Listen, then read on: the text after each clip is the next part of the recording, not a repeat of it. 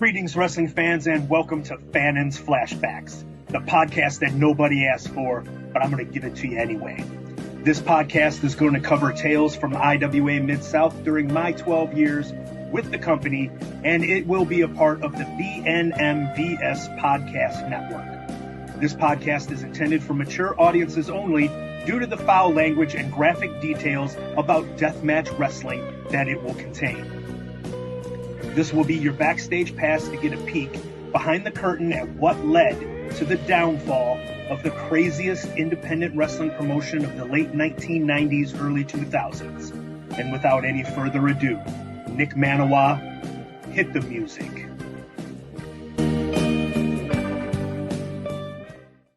Greetings, wrestling fans, and welcome to episode 21 of Fannin's Flashbacks.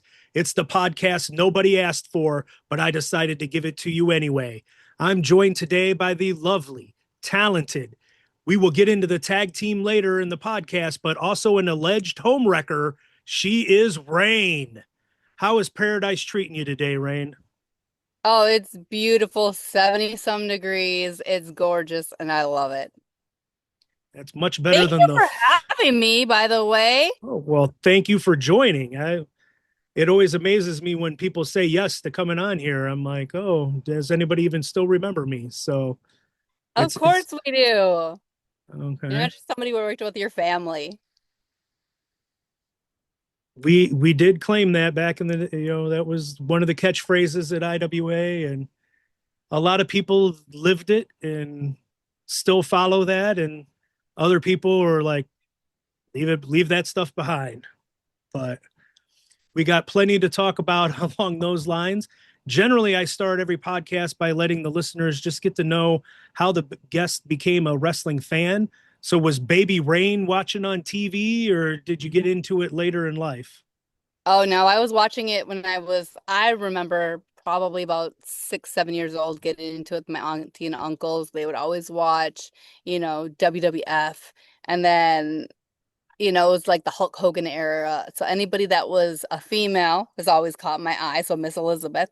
And then it was anybody bright and shiny pink, colors. So, anybody that was like the Ultimate Warrior, Hulk Hogan, that was a big character, really stood out.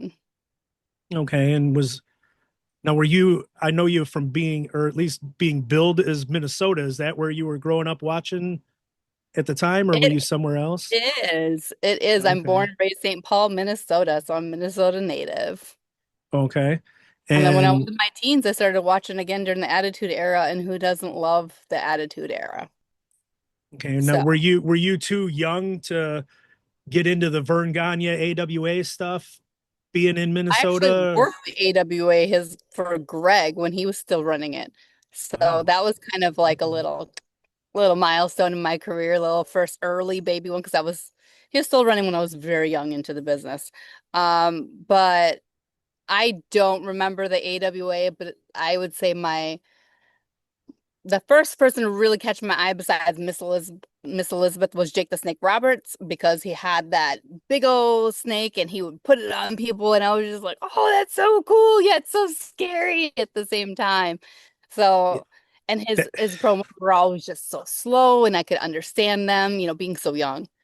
So yeah. he was another one that really stood out to me.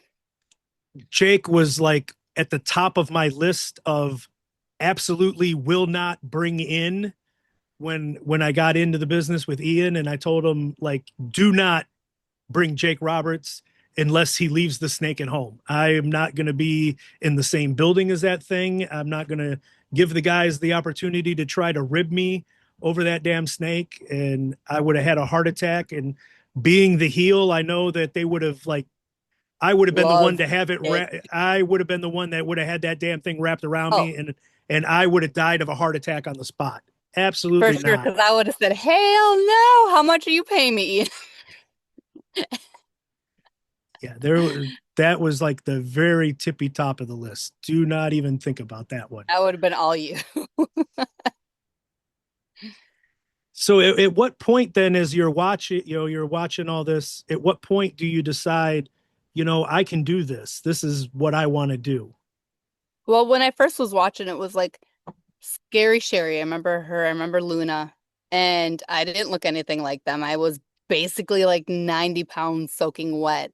And when I first I was living on my own young, so I had my cousin came and she moved in with me, and I said, it's fine, I can take care of all the bills, but you are gonna have to help pay for food. So she made her get a job. And this is where it started. Her manager, who she didn't know right away, but she became really good friends with, and invited him over. And he was like, so I have a question to ask you guys. And we're just like, yeah. And he was like, I'm a pro wrestler. Will you guys manage me? And she's like, no, that's stupid. I'm like, yes, I'm gonna be Miss Elizabeth. And then I went out there for All American Wrestling, AAW, and it was nothing like Miss Elizabeth. I mean, I just brought things that I thought were super cute. I wore them out there and basically like club wear because I was at that point in time it was, Trish and Lita on TV. So it kind of looked like Lita and Trish had a baby, and then that was me, but like 90 pounds soaking wet. And I was just like, this doesn't feel like TV. I didn't get the feeling. Yes, people were cheering, they were excited, but I didn't get the feeling that any of this looked right. So, after that weekend, I asked if I could train to wrestle, and Jim Gagne was like, women don't wrestle, ha ha ha. And I said, so you don't want my money? And he goes, oh, maybe we can work something out. And I was like, okay. I'm like 17 years old. Like, I don't have much money, but I'm going to do the best I can. And so I paid for training and I went. I didn't feel like it was very good either. I didn't know, but I knew something didn't like I'd watched long enough that I was like, this doesn't feel right. Like with the way I'm getting hurt a lot right away. It's like, yes, I understand this hurts, but I don't feel right. So Horace the Psychopath was there on one of the shows, and I went up to him and I shot my shot and I just said, hey, you, I know this probably sounds really stupid. And he's staring at me like, shut the fuck up. And I go, your match looks like TV wrestling. And he goes, that's the smartest thing I've ever heard you say. I was like, oh. And I went, I don't feel like I'm learning that way at training. I started going to training. He goes, why do you want to train? You should just be a manager. La, la, la, la, la, la. And that's not what I wanted to do. I wanted to wrestle. And I'd already gotten the bug from training. Like, I feel like you either love training or you hate it. I loved it. And so I went with him and he put us through training. And I was like, this feels a lot like it's supposed to, like it sucked. But I was like, stuff is clicking. And then he was gracious enough to let me call him during Raw, during SmackDown, and say, this match didn't look very good. Is it just me, or is there something I'm not understanding? And he would sometimes be like, yeah, you're 100% right. That match was the shits. And sometimes like, well, this is probably why you don't understand it. Maybe you don't know the whole storyline. And I said, oh, so because of him, I got psychology pretty fast. It was the physical Okay. stuff that took me a lot longer. So that's how I got into wrestling. Okay. And so like you were probably then the only girl. If I you're getting was the if only you're getting girl. answers like just manage or you know well girl I ain't training a girl My you know cousin Mick Stacy did it with me for like a minute and then she dropped out. It wasn't, wasn't her thing, which is fine. yeah I If mean it's not your thing, you it's shouldn't do it. not for everybody. It It is is not. definitely not for everybody. It's not. And so like you at least you were able to find somebody that was willing to help you and didn't just take advantage of the situation and take your money and run. There's just all kinds of just horrible stories out there of people wanting to do this, and who knows how many talented people the business missed out on because they whoever the trainer was just out to try to make a quick buck. And you know Yeah, did they get that. I did they understand try that. to But I beat you up also, on it I or also drove 2 hours to Eau Claire, Wisconsin, and 2 hours back. And then I found MPW, which is 45 minutes away from me, and I trained there. Also, Terry Fox's training camp, which was another 45 because they called them camps in the Midwest. I drove there. And so I was training at 3 different places all week. Nice. So Okay.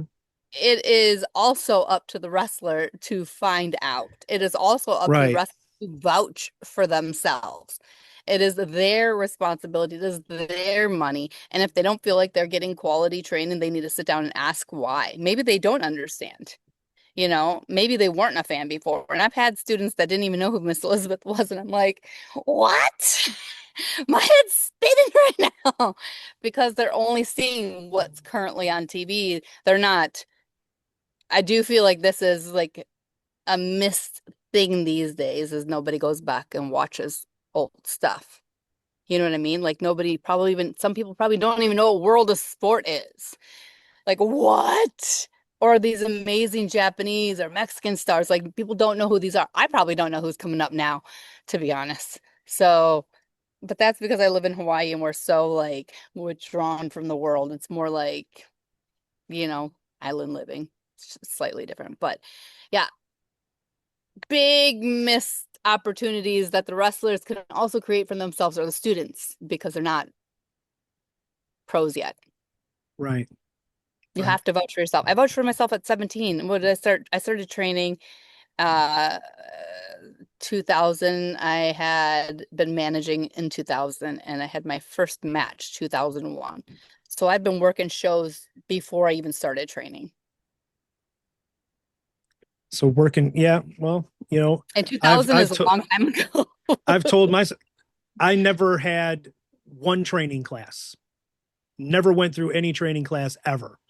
That doesn't And mean you can't learn at the shows. right, right. I mean, everything that I was learning, I was learning by listening, learning by watching, just going out there and doing, listening to Tracy Smothers, listening to Bull Payne.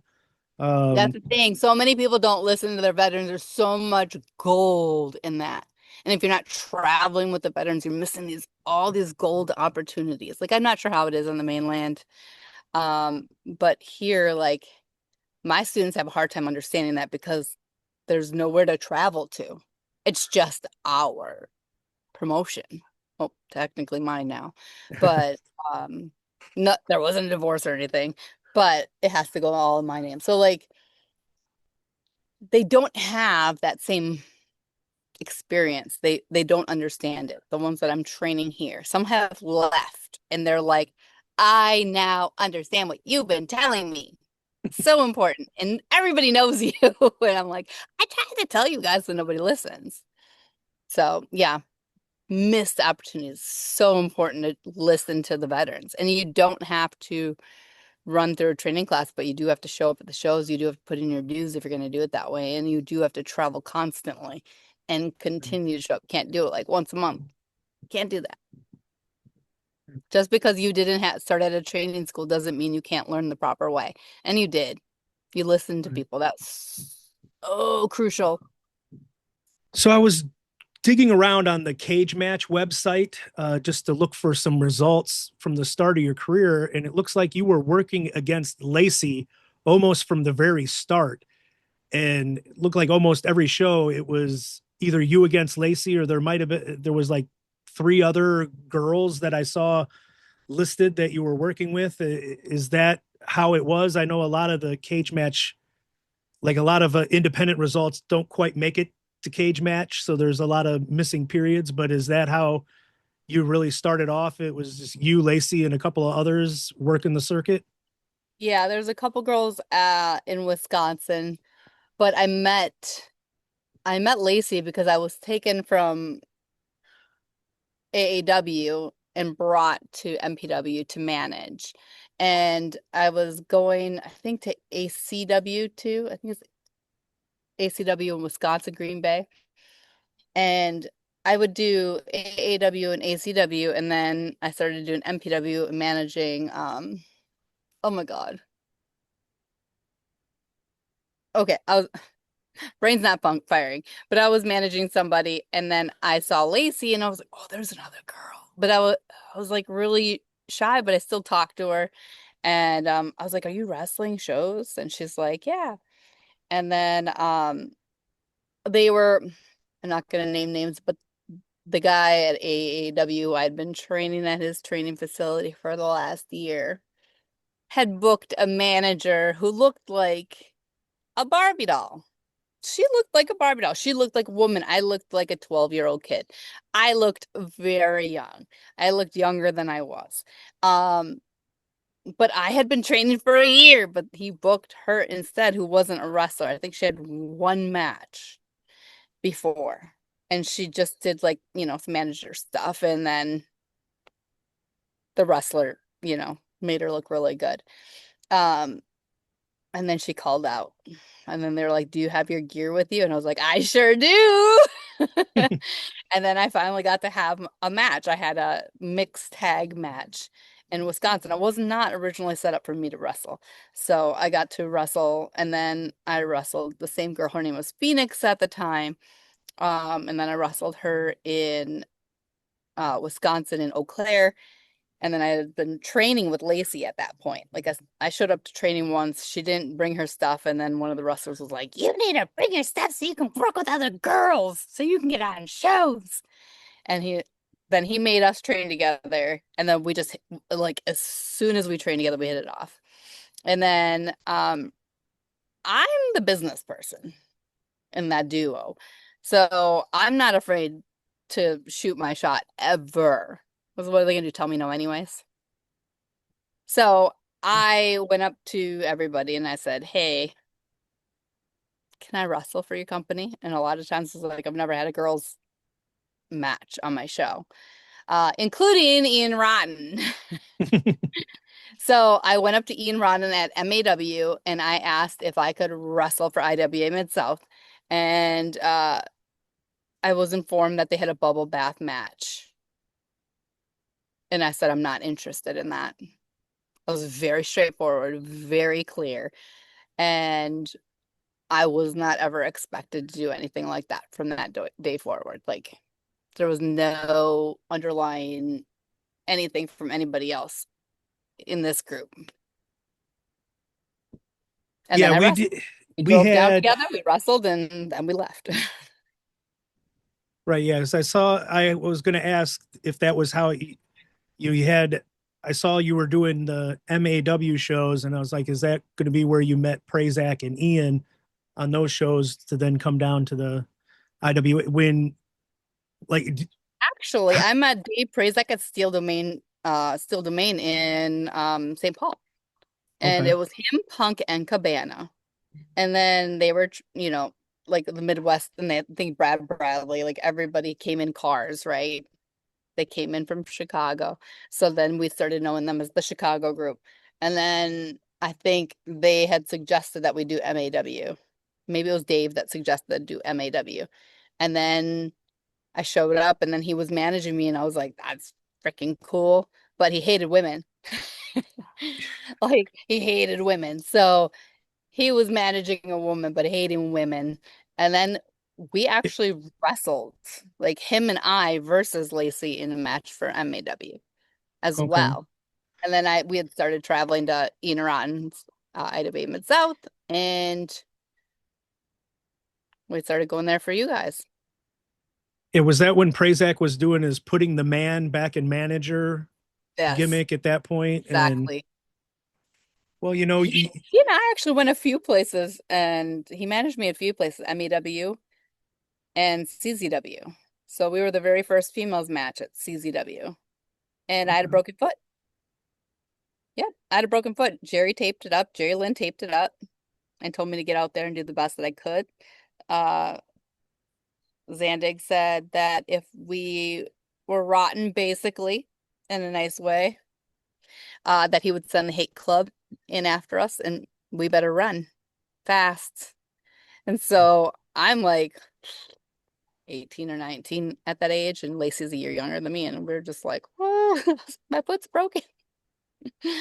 And he managed me there too. So Dave and I have been, together since early 2000s.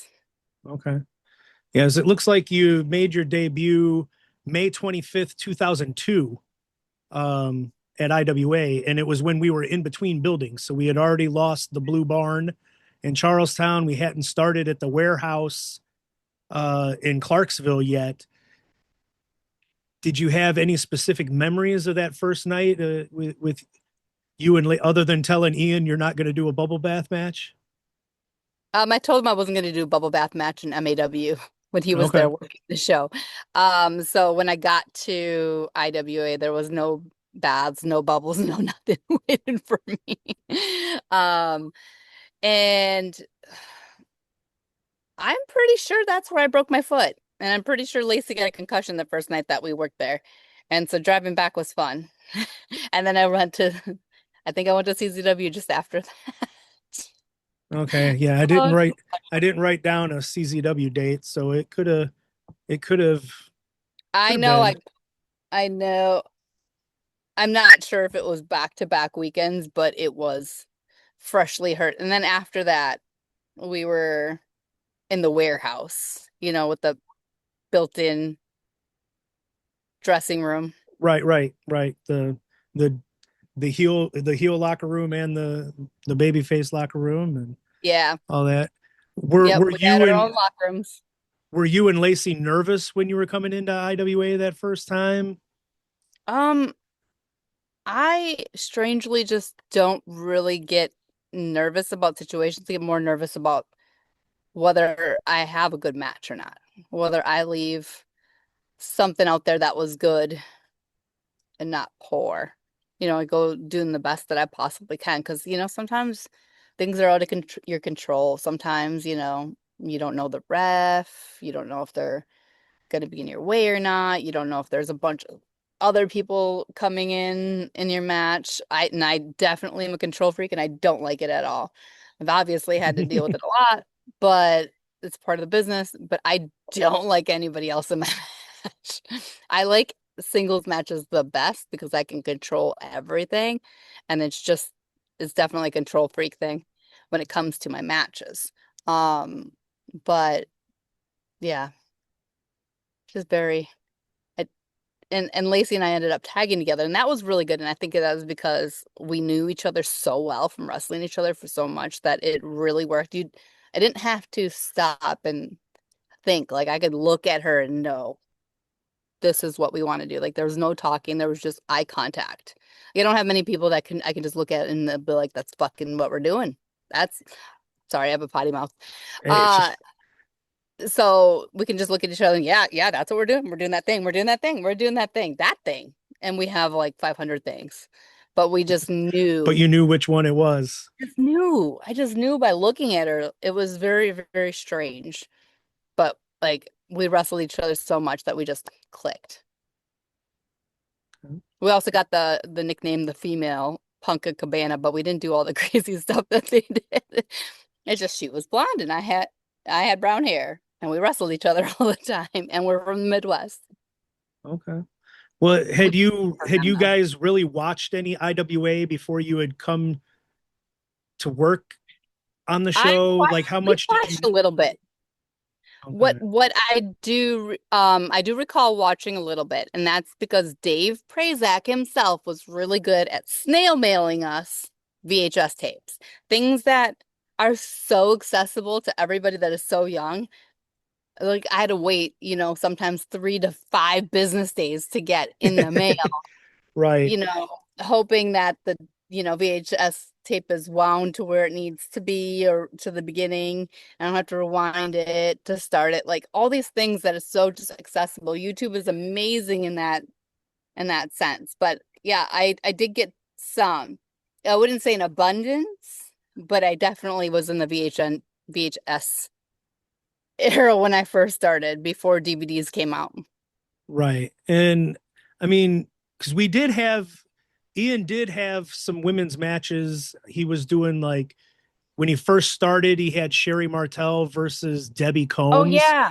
and Yeah. I they would beat the hell out of each other. I think they had like a dog collar match on a show. Oh, I don't He think I had saw any of Luna that. he had Luna Vachon on a couple of shows at the very beginning. So I mean, he would use when available, but it wasn't the kind of stuff that you and Lacey were doing. It was, it was the hard. They would come in and do the hardcore stuff like the other folks on the show. And then we had Delilah Starr had come in and was doing the King of the Death matches and everything, maybe a year or two before you and Lacey had come in. So it's just wondering if you had seen any of that and were afraid that the I fans would demand that kind of blood and Nope. guts. Nope. I was very green. Uh I did not want to do that stuff. I had just started to get exposed for the first time at MAW. I think, you know, there was a little bit of that, but I don't think it was as much as what Ian has uh frequently.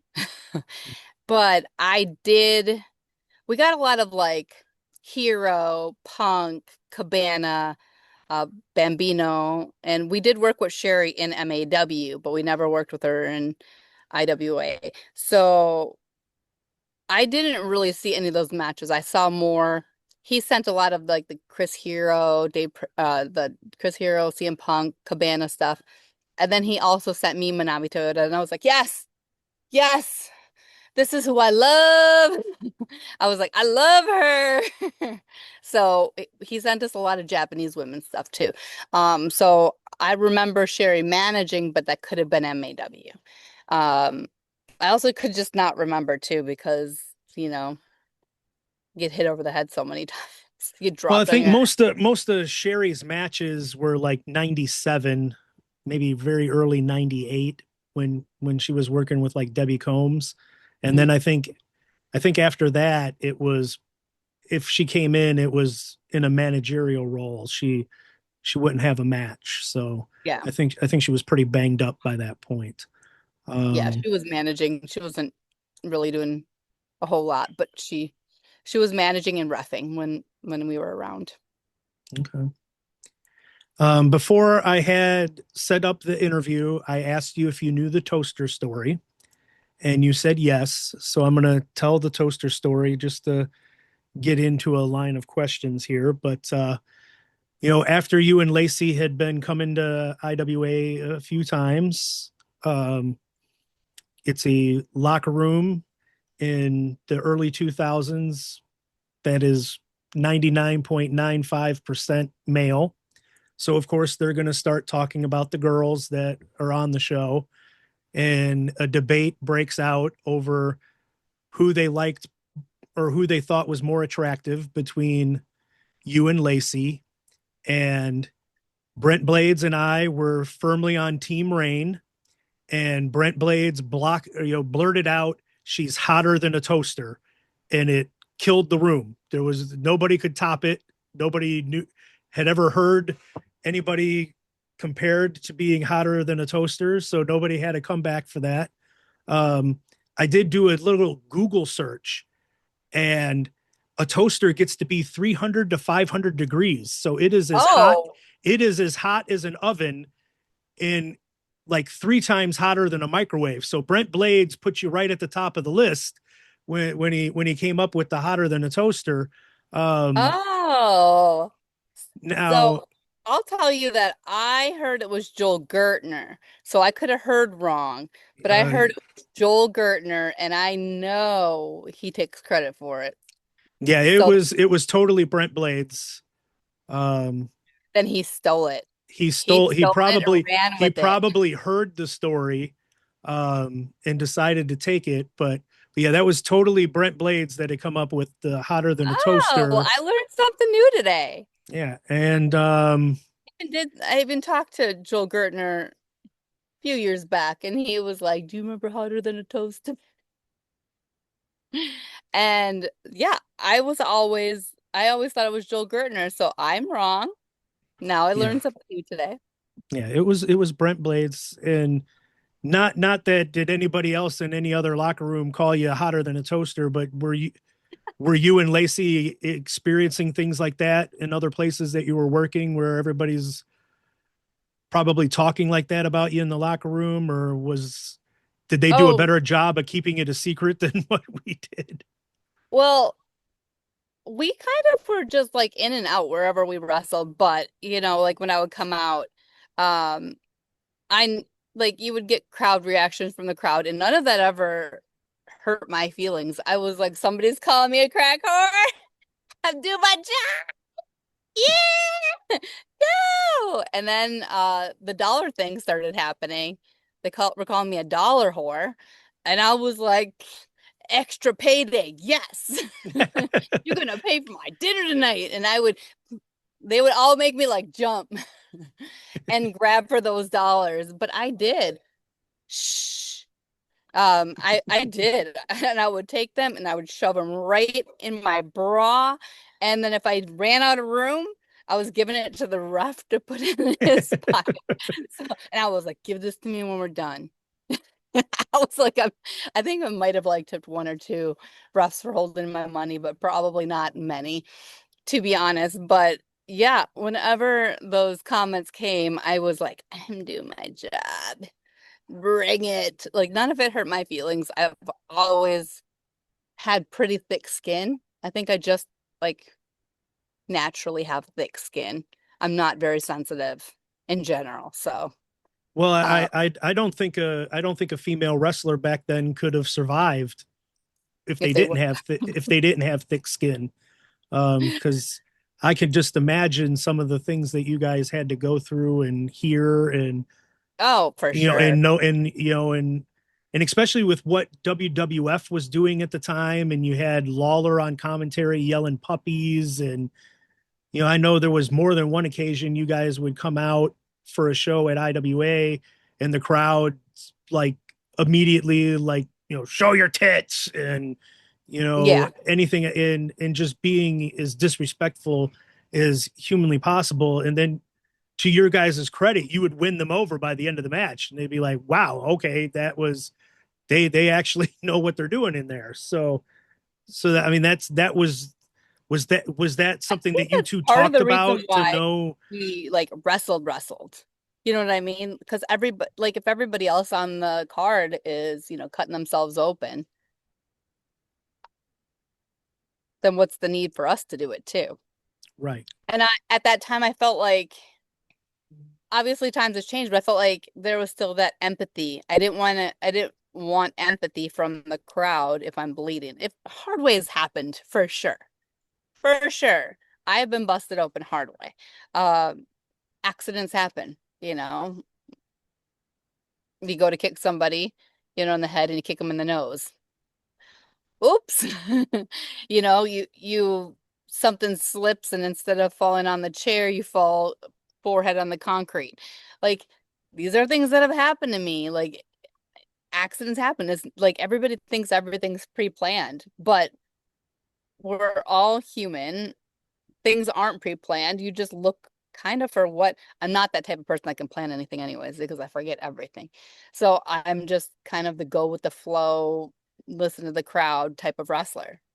Um, but yeah, like so much stuff. Like, and I never took any offense to it, and I just didn't feel the need to bleed. But I did learn early on that if you didn't want to bleed and you're being asked to bleed on a show, you ask for a lot more money, and then the promoter usually stops asking you. Yeah.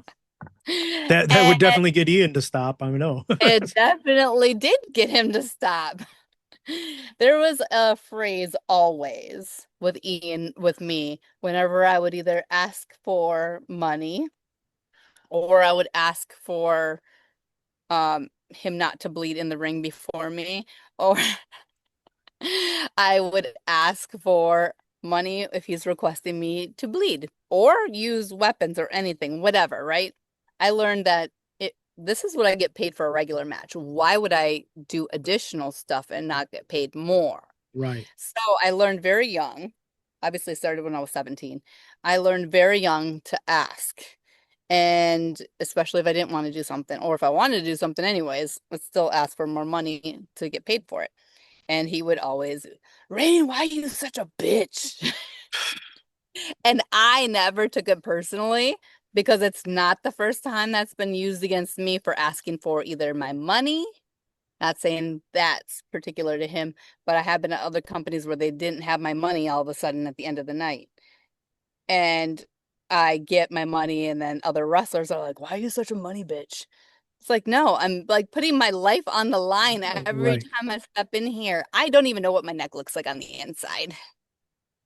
I should. I should go to the doctors and get it checked out, but I don't want to know. Right. I should know what my brain looks like, but I don't want to know. So, No. yeah, I Okay. didn't feel the need to bleed, and Lacey was definitely not trained that way because she initially trained with Eddie Sharkey, and Eddie Sharkey was also training me too, and he's extremely old school, and we're girls, and we get, Eddie took better care of us because we were girls, and girls don't bleed. He didn't ask us to do the bikini stuff. He just asked for us to go have tasteful, good matches. Okay. And so we learned from Eddie Sharkey to, ask for money and also protect our assets. Now, if somebody does want to go bleed, sure, that's your body, that's your choice. I don't care. I'm not judging you. Just don't do it right before my match. Well, that you would have to be the opener in IWA to like I was pull a that lot of off. times, Yeah. or I was the second match and Ian bled on the outside. Yeah. Um, Happy about it, but so you and Lacey lose a three-way match at the 2002 Ted Petty to Haley Hatred, and yeah. Joel Gertner was the special guest ref. Is that where he took credit for coming up with Hotter Than a Toaster? Was that night? I'm pretty sure he did commentary the show before. Okay. I'm not certain, but I think he was at commentary or he was around, but he got credit for it. I didn't hear it initially from him, but I don't remember who told me, but they told me that Joel Gertner, and it became a thing between Lacey and I, and we're like, hotter than a toaster. Right. So, So, is there because any specific memories of that match other than the toaster comments? um, Was there any special? I can't remember if there was any special spots that involved Gertner as the ref I don't being. re I don't think it would have I don't recall any spots happening with him with me, but maybe him and Haley or him and Lacey. I feel like a lot of people got, I mean, she did a whole lot more than I did. I did a few good things, but like I feel like she did a lot more. So she definitely did more of the work with Haley. I did a little bit with Haley, but she definitely ended up working Haley mostly. Probably I know she, like, Haley and I did the double team because we're both bad guys against Lacey at some point. It had to have happened. And then I was probably out for a minute and they probably did something. I do vaguely remember it, but I for some reason I can remember what I was wearing. I think like I think women and men's brains just work a little differently. I'm pretty sure that I had like crimped hair and like a green top, halter top with some designs on it, and black, like shiny pants, like Trish meets Lita. Okay. 'Cause that's what we watched. We weren't watching the bikini stuff. We're watching Trish and Lita. Right. And then were you leaving Lacey to deal with her because of the whole you wanted singles and to be in control? So just if there's going to be I hated chaos three and way. extra stuff, Yeah, just I let didn't them do love it. three way. I did what I did in matches. Like if I was in three ways, like I would go in there and I would still work hard, like no matter what. But I don't recall everything. I do remember what my hair looked like in my outfit. I think Haley was wearing all black, probably like a one piece but into a skirt type of thing, or shirt in a skirt. I don't know. Our gear was not amazing back then because there wasn't anybody that was really making girls outfits specifically at that point.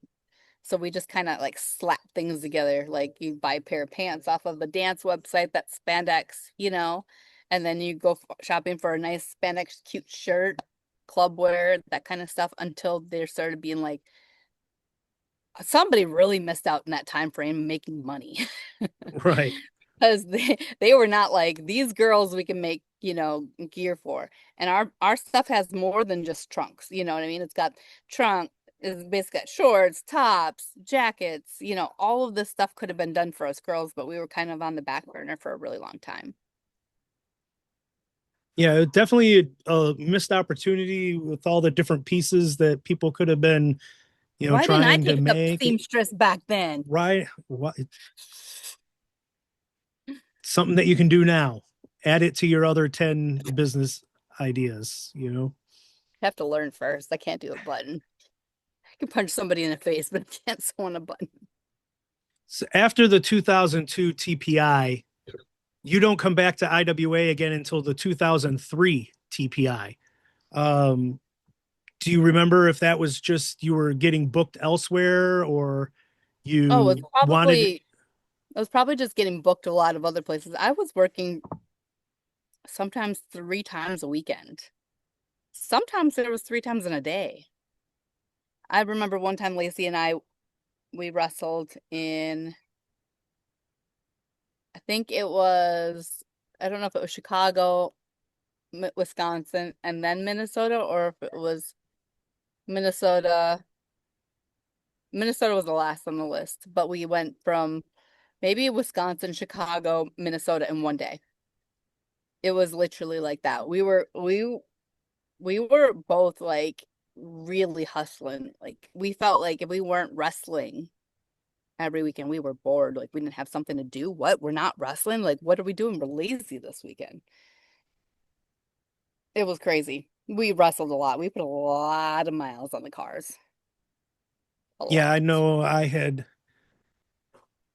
don't know if I've said it on the podcast, but I know I totaled my Jeep Cherokee trying to get Ian to MAW in a snowstorm and there was black ice on the road. Ugh. So so I ended up getting a 2000 Honda Accord, brand new Honda Accord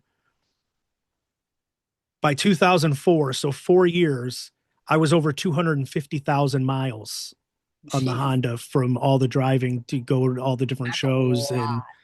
and there would be times that I would like go get an oil change before we did a weekend and like we would be Louisville to Chicago to Philly to Long Island to Philly to Louisville and then I'd go back to Chicago and I by the end of the weekend I'd be back at the car dealership to get the oil changed again because it'd been 3,500 miles put on the car and they were like, you were just here, what do you do? And I'm like, nonstop driving. That's Right.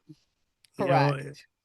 and so I I would would say that I'd hate to think of how many miles I ended up between all the vehicles, how many miles I put on at that point. I don't miss all the driving, to be honest. I do miss the road trip experiences, but sometimes you're at 6 o'clock in the morning, the sun's coming up and you're still, a few hours from home. Like that's when it's rough. Or like the sun starts coming up and then you're like, I see a deer, they're gonna run into the road. I know they are. And then you slow down and they run in front of you and you're like, I knew Yeah, it. I can sense yeah. it. Yeah. I've definitely been in a car accident while driving to a show. Black ice as well. Never without black ice. There was only one accident with black ice. And then another one, I was on black ice. I was driving a GTI, which is a small, small Volkswagen. And the girl I was with, we were like, we still had 2 hours to go, halfway there. And it just kept getting worse and worse and worse. And there's all these cars in the ditch. And I was just like, I had that gut feeling. And I said, call the promoter. I'm turning around. I cannot drive anymore. I said, this is not going to end well. This is not going to end well. I know it won't end well. We have to turn around. And she was really upset and sad. But like, I know in my gut, if I would have kept, it would have been our lives. I had to listen to myself that time.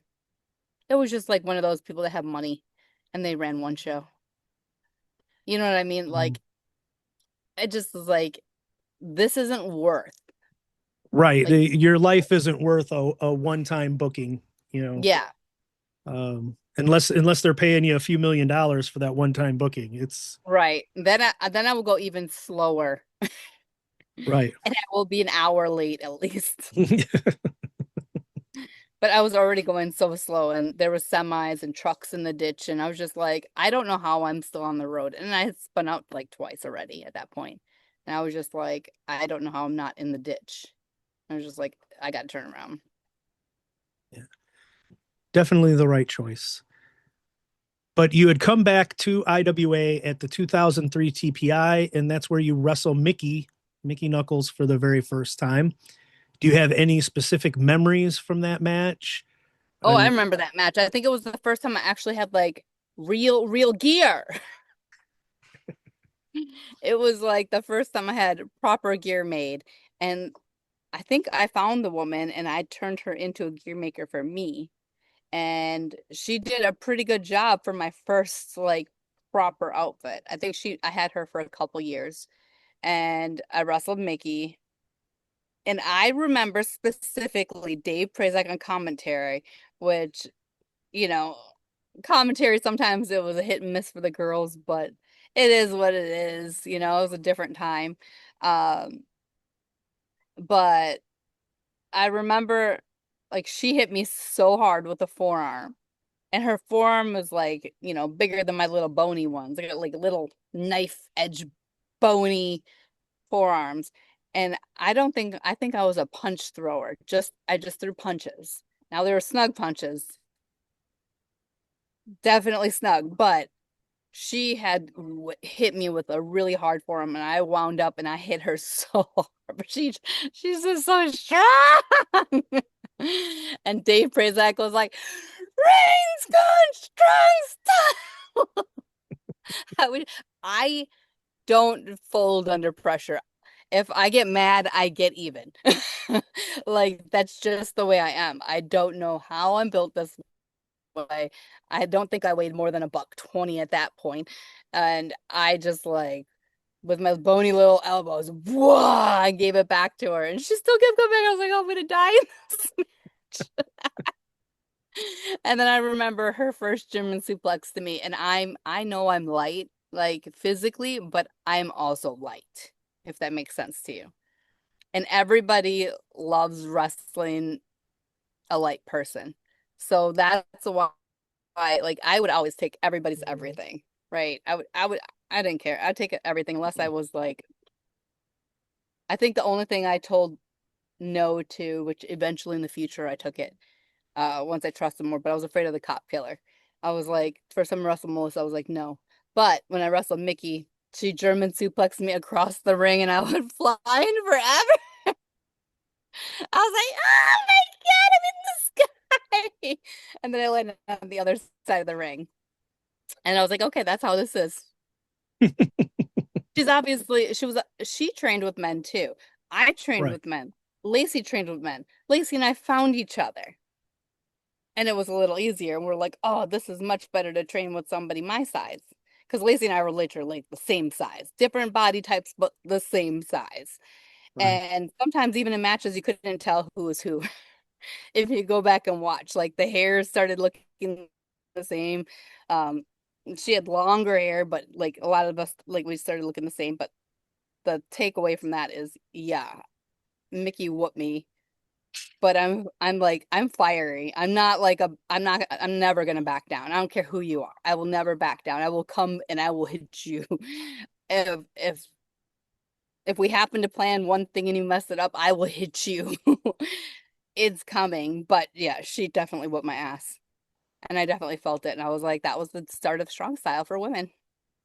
Was there because she brought it and everybody else like started getting into it. And I was like, okay, this is what it is.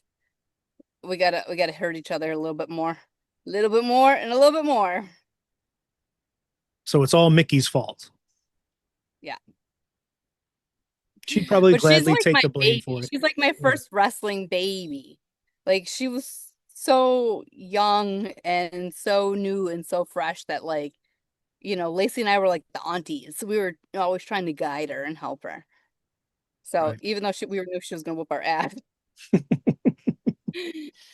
we still like she was like a baby to us. Like a little, like a little daughter. Okay. Well, after that match, it looked like December the 20th of 2003, you and Lacey team up in, according to Cage Match, from what I could tell on the results, it was the first time that you two had actually teamed up instead of being against each other. And you lose to Mickie and Daisy. Do you have any memories of that match? And since you already gave some Oh, thoughts I do remember that match for on sure. Mickie, do you what did you think of Daisy Hayes at that point? I was excited just to have another girl. And she was so little and I could throw her around, but she had the boniest little elbows. Every time she hit you, it felt like a knife going through your neck, like cutting you, like slicing you. So, but I didn't care. I was just super excited to have another female to wrestle. I'm gonna put you on hold and I'm gonna move you because the sun is gonna, I don't want to get burned. Okay. I know it's winter time and I'm afraid to get burned. So let me just put you on hold for a second here. Keep together.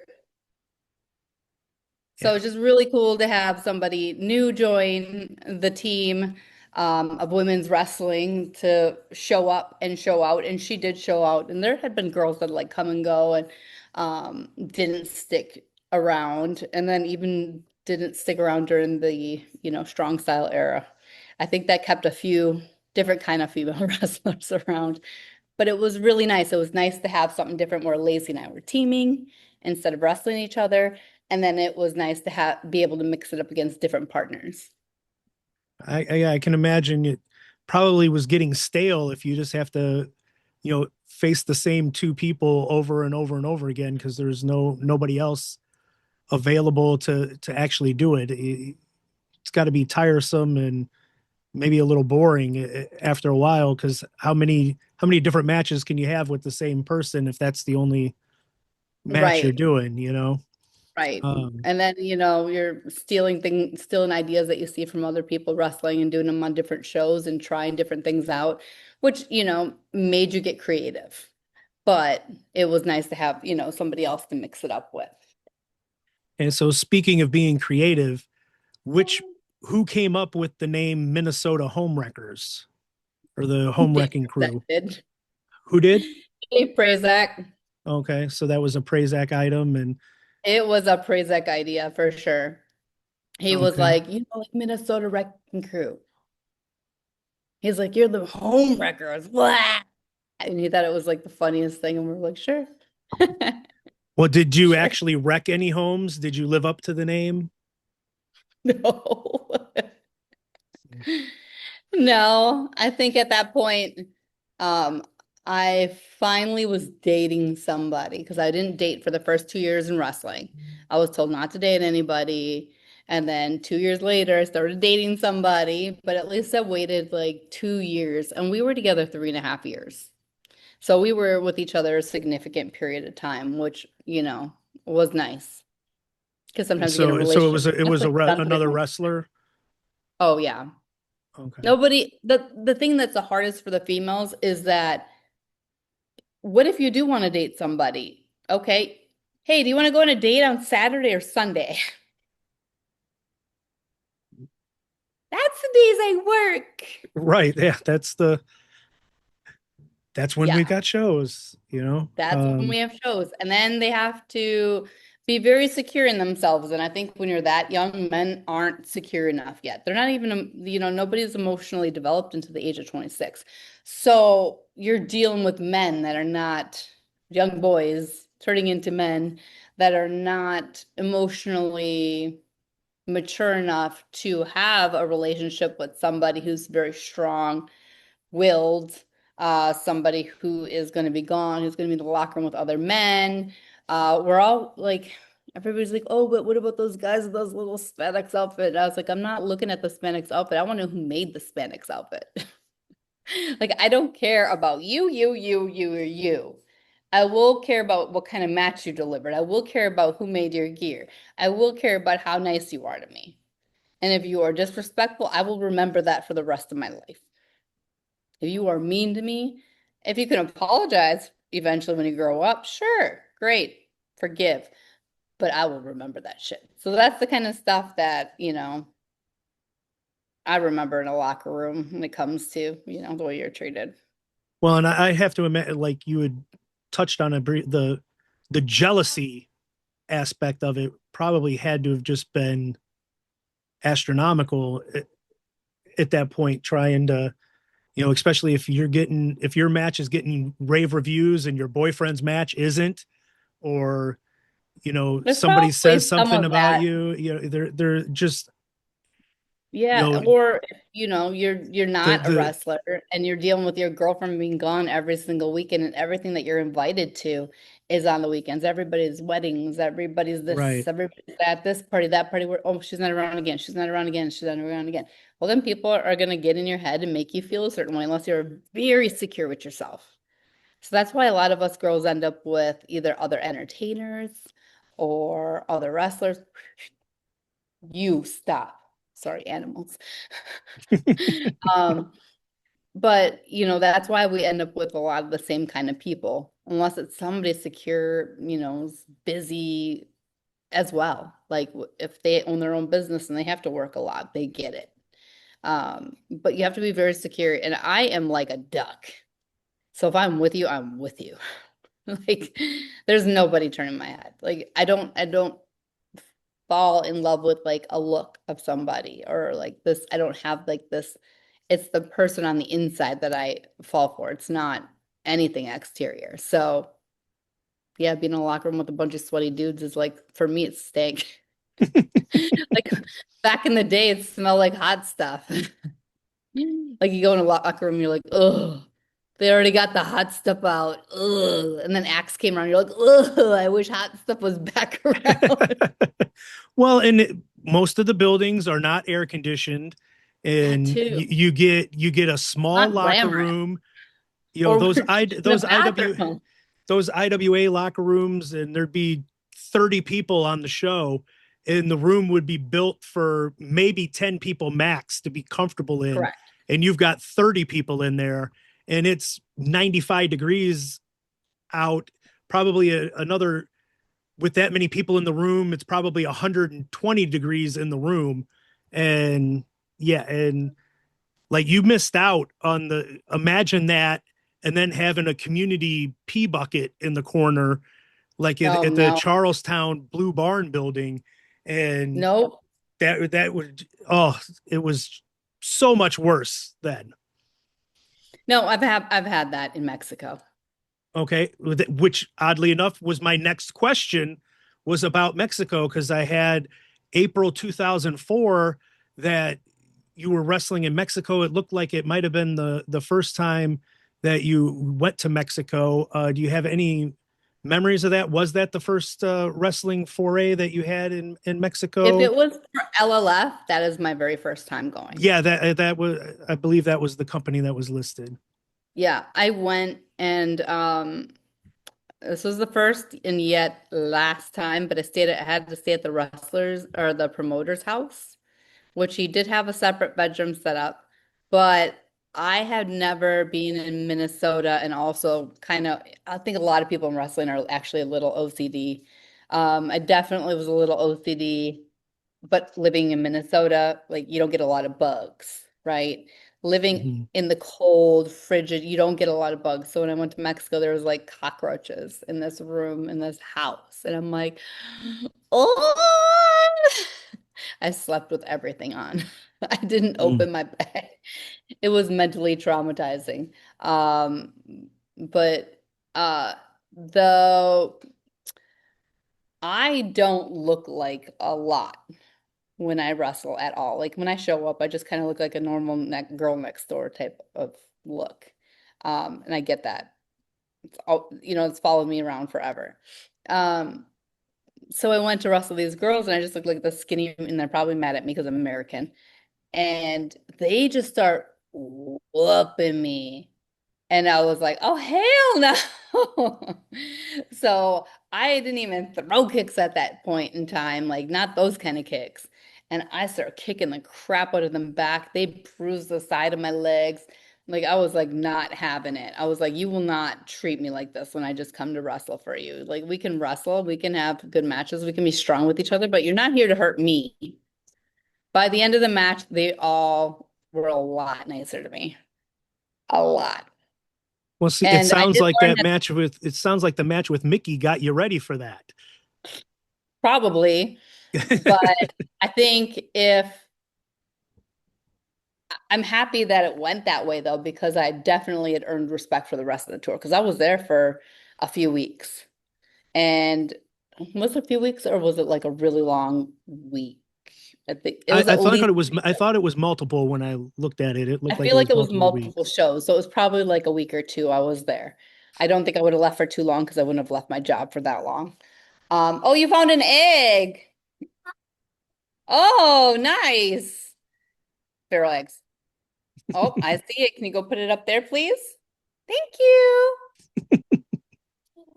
Um, but yeah, like definitely I think that I earned like a little bit of respect, but also I learned too that they just do matches different there. So, but I do feel like 100% they were trying to take the piss at me. Like they were trying to whoop me. Like, oh, the skinny little American girl compared to them, no legs. But that wasn't the look then either. Even though that's my physical body, like I didn't diet to look that way. Like I've always had really lean legs. And can you let him in? Can you let him in, please? Thank you. Before he ruins that door, please let him in. Thank you. But yeah, I definitely gave it back and I earned respect. And then they actually set me up to wrestle another American girl. I'm not going to throw her under the bus, but I threw a forearm and she ducked and I hit her straight in the jaw. Mm. Don't flinch and duck. I'll hit my target. Like I'm gonna hit you in a good meaty spot. I'm gonna hit you, but I'm gonna hit you in a good meaty spot. So I went to hit her and she moved and I hit her in the jaw. And then she basically was like crying in the match. I was like, what is wrong with you? We don't cry in wrestling. And then after that, the Mexican girls liked me even more. They were so nice to me after that. They didn't necessarily love that person. So um I Now, don't how know. did I you think get I'm booked pretty on that cool. tour? He had been trying to book Lacey and I for some time. Okay. And, we looked like all American girls. You know what I mean? Like she was the blonde, I was the brunette. We looked like all American girls back then. So, young girl next door look. So I think that's what he wanted. And I think he wanted Lacey, but he ended up booking this other person instead. And I don't think she could have gone or she was already booked or something. So we did take a lot of bookings apart too. Because also during that time, ODB was coming up. Like she started training, I think in 2001 or two. I can't remember around there. She trained at MPW. So was coming up. And I think she started going to IWA around that time too. With her and maybe Angel Williams. So I think Yeah. around that time-ish, 2004, 5 maybe even. I don't remember necessarily, but I remember Tracy started coming up too. Yeah. So we started getting more girls. So we had more opportunities, but I don't think she was also I don't think Lacey was interested in going to Mexico. I was, because I love also Lucha Libre as well. I like all wrestling as long as it's Okay. good. And I'm always willing to learn. I love that. That's why I moved there eventually for like part-time for almost a whole year. Okay. That must have been when you worked AAA for, because I saw later in your career you had a long stint in AAA. Yeah. Hi. You want to come up, say hi? Come. Oh, little chunk. Oh, say hi. This is Ube. Oh, hi, Ube. Hi. Okay, bye, Ube. Oh, you want to come up now? And this is Carlo. Hey, stop biting us. It's not fine. We gotta come up. You know what it's like to have animals. Oh yeah. Yep. I already had to pause I've got two cats, La Parka and Mysterio, and La Parka demands his treats. Every half hour, somebody better be giving him a treat. Doesn't matter if we're asleep. Is Does it not La matter. Parka or is it LA Park? Is it after the original La Well, Parka? it's La Parka. After I the went, original La Parka? from the Okay. Nitro Yep, the era, original. because So I learned that La Parka, once he left Triple A, he couldn't take the name. That's why he right. became LA Park. And I was like, oh, but I obviously didn't know that until I worked Triple A, but he was also back working Triple A. And then I think he was working against La Parka, because Yeah, I they own think they the rights to feuded the for the name name or to La something. Parka. Yeah. They may be like the smaller bulldogs, but they are such bulldogs, but with so much more energy. And then I've got like 5 chickens outside and a rooster staring at me like, beep me. I basically have my own little homestead farm. Okay. You didn't name the bulldog Matilda? Nope, it's Kalo, which is taro in Samoan, and ube is the purple sweet potato. So they're both potatoes. Okay. All right. They're little round potatoes. So after your tour of that first tour of Mexico, you come back to IWA and it's May of 2004, and the first night it's a double shot. The first night you wrestle Sumi Sakai in Highland. Do you have any thoughts on that match? Oh, it was the first time I ever took a Japanese drop kick. Holy shit. So we know that I was maybe a buck 25 soaking wet max at this point. Because I was trying to work out. It takes women a really long time to put on muscle. And I thought I was getting stronger. I'm like, get stronger. She drop kicked me from the top rope. And I literally felt like my whole body physically went through the mat. And then when I got up, she did it again. And I was just like, ah. If you go back and watch it, I feel like my whole body just went, like there wasn't a bump. I just went, Okay. oh my God, she is very small, but she is extremely strong. Extremely strong. She Okay. and I remember that was probably I was really happy about that match. I felt like that was a good match for the girls match on the card. You know what I mean? Yeah. Because the girls were still having, don't put him in there, child. Get the dog out the chicken coop. The dog doesn't go in the chicken coop. No, he's locking him in there. I made a chicken coop, but he let the chicken out the chicken coop, the rooster out the chicken coop, and now the rooster is just free range. That's fine. He comes back all the time for all the meals. Oh, Okay. he locked a chicken in there too. Okay, it's fine. We got another chicken. We got all feral chickens and then our rooster. I Okay. saw.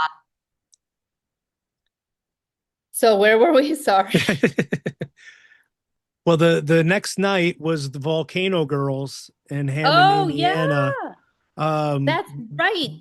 when that happened, did you view that as a big deal? Did you have Hold on. any thoughts All on it? right. Mom duties. He's been pretty, to be fair, he's been pretty good this whole time, just chilling. Um, but I was excited that we were doing an all girls thing. I was super pumped. We were all super pumped. This is the first time that it was like a legitimate all girls thing, like girl wrestling thing. Because I, alongside with Lacey, had booked Crush in 2002, which was a spin-off of what WoW is basically like before WoW, post Glow. It was that. It was Johnny Caffarella doing that. And we brought in all our friends, or like anybody that we knew, and then he put in models as well on top of it. So anybody we knew from like this area or that, which it was like Mercedes on that area, but she wouldn't do it at that point. No. And then it was cheerleading Melissa from the West Coast, who she was on it. Alicia, who just started from the East Coast. And it was like all these girls from like cherry picking from the United States where we could grab them from. Miss Natural was on it. Um, but it was a one-off thing. So we were kind of like, yay. And then we go to Volcano Girls and we're all wrestlers. There's no models, not yet. We were super pumped and to have all female wrestlers to be on this show together. And I'm pretty sure definitely we all got along. So, because there's times in different locker rooms where you're like, and they're beefing. Oh, they're beefing. But respectfully, I'm pretty sure every single one of us got along in that locker room. Yeah, that's good. After that match, though, or after that show, the Volcano Girls, you don't come back to IWA for 4 months. And on Cage Match, it only had one match listed for you in that 4 month period. Did you get hurt that weekend? Was there some other Um, reason why you had taken a break, or did Cage Match there, just miss a lot of shows? I actually, was it Volcano Girls? Was I in a six-way in Volcano Girls? There was a six-way with Mercedes, Mischief, myself, Lacey, Mickie. There was a six-way. I think that was after Volcano Girls. Yeah, I'm not sure on. There was a six-way at IWA Mid-South. I got hurt there. Okay. I didn't make a big stink about it. Bryce Remsburg carried me back from the ring. It's because I was legitimately hurt. But what do you do when you're legitimately hurt on an indie show? Unless you go to the ER. I didn't. So I hurt my back. Hmm. And I spent 3 months going to the chiropractor 3 times a week instead of getting surgery. I hurt my back that bad. It was broken. Not broken like paralyzed broken, but the vertebrae, there's two vertebrae that are now permanently, they're not as bad, but they were twisted.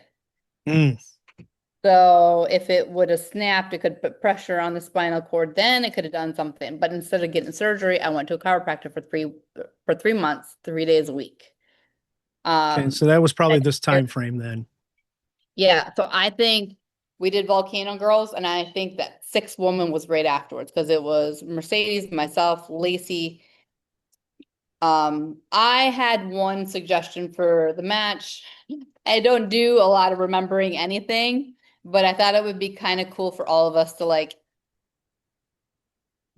fly off the seat of your pants, but tag somebody in differently. And I remember somebody biting somebody. And I think somebody slapped somebody in, somebody forearmed somebody in, somebody back fist somebody in, or something like that. But it was like a different way to tag somebody in the chaos. But I remember the match going really well, but I got hurt. And so I took 4 months off. Then I came back and I wrestled Mickie in a singles match. Yes, if you can go quietly.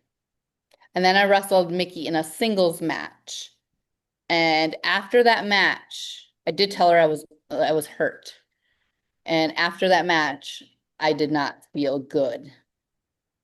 And I think a group of like Minnesota young boys drove me down. I'm pretty sure because I came down alone that time. And maybe it was like Darren Corbin, his first time driving me. I think that was Darren Corbin's first time driving me because after that, he started getting into IWA himself. I don't think Ian had anything for him that weekend, but we went back. My back was not okay, and I waited 2 more months. And then I came back and wrestled Mickie Okay. again. So all the other in-betweens is just because like I was always wrestling Mickie, so I didn't think that, and it's just me going under. So I'm thinking in my head without communicating because I didn't communicate very well in that sense. Like, oh, where is this going? I didn't ask a lot of questions. I was just like, I'm picking and booking. Okay, well, they can only do me and Mickie so much without doing like these crazy stipulations, right? So I was just like, oh, they don't need me. But also, I would have said, no, I'm not feeling good. Or I'm not available. I don't think I told anybody I was hurt. The only person that knew I was hurt was Lacey. She knew I was hurt. She drove me home laying in the back seat the whole entire way. And Daisy Ace gave me like ibuprofen and I basically, or Aleve or whatever, and I popped it the whole way home, laying flat on my back in the back seat. Like I didn't help at all with that car ride because I physically could not.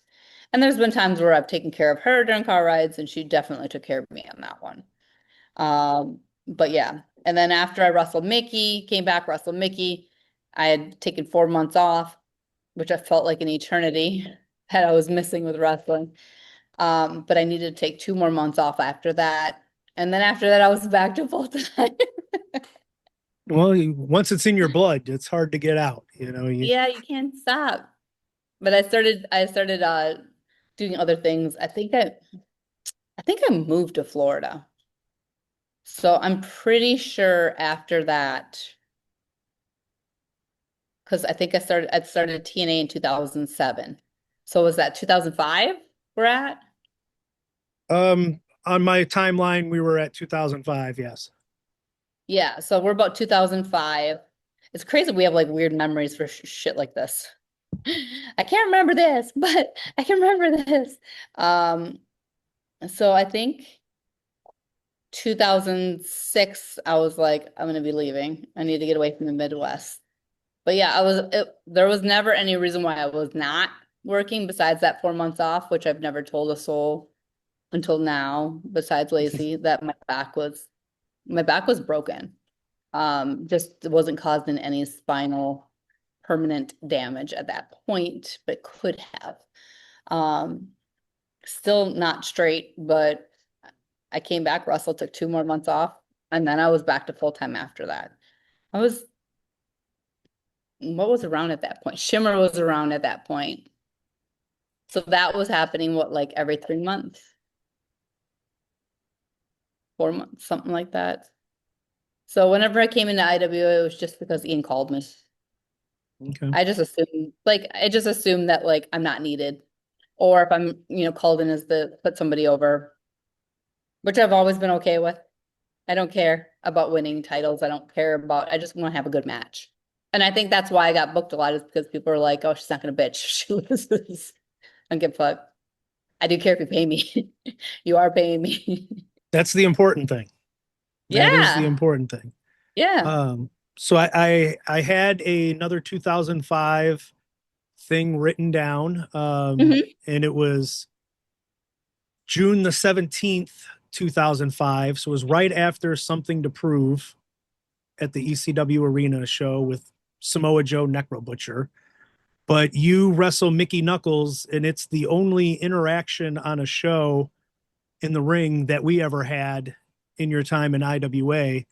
Because I was just coming off of the angle where I had spent like 6 months trying to woo Mickie Knuckles and get her to join the family. We were setting up for the War Games match, and after like the fourth time that she had knocked me out and rejected me, I decided that I was going to get revenge on her by clotheslining you, causing her to lose by disqualification in the matchup. And that was our only interaction on a show. Um, do you have any memories of that whatsoever? I'm going to guess probably no. Maybe you can remember what I was I wearing, though. I do recall you being in the match at the end, but it was hazy because I caught Mickie on a dive and she smushed me. Okay. I hit my head so hard on the concrete that I had a lump, like a pretty gnarly lump on the back of my head. I didn't get busted open, but I definitely like hit the back of my head on the concrete. I think she was 100% fine. The back of my skull was not. Yeah. Um, and then I do recall you coming in. I think I thought to myself, fuck, now I gotta get close after she probably need me in the forehead, right?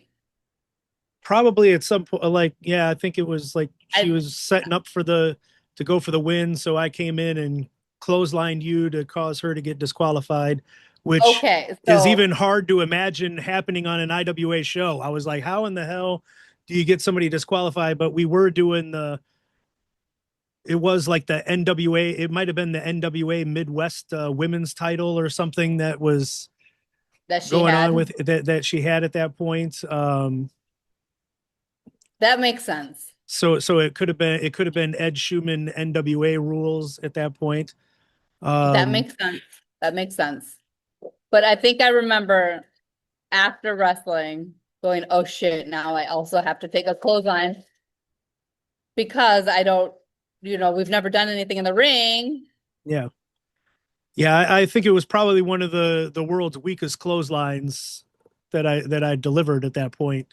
Um, I don't remember the impact. I just remember being very sore and like having a really jacked up back of the head, which I don't think you've ever heard me complain about anything after wrestling ever.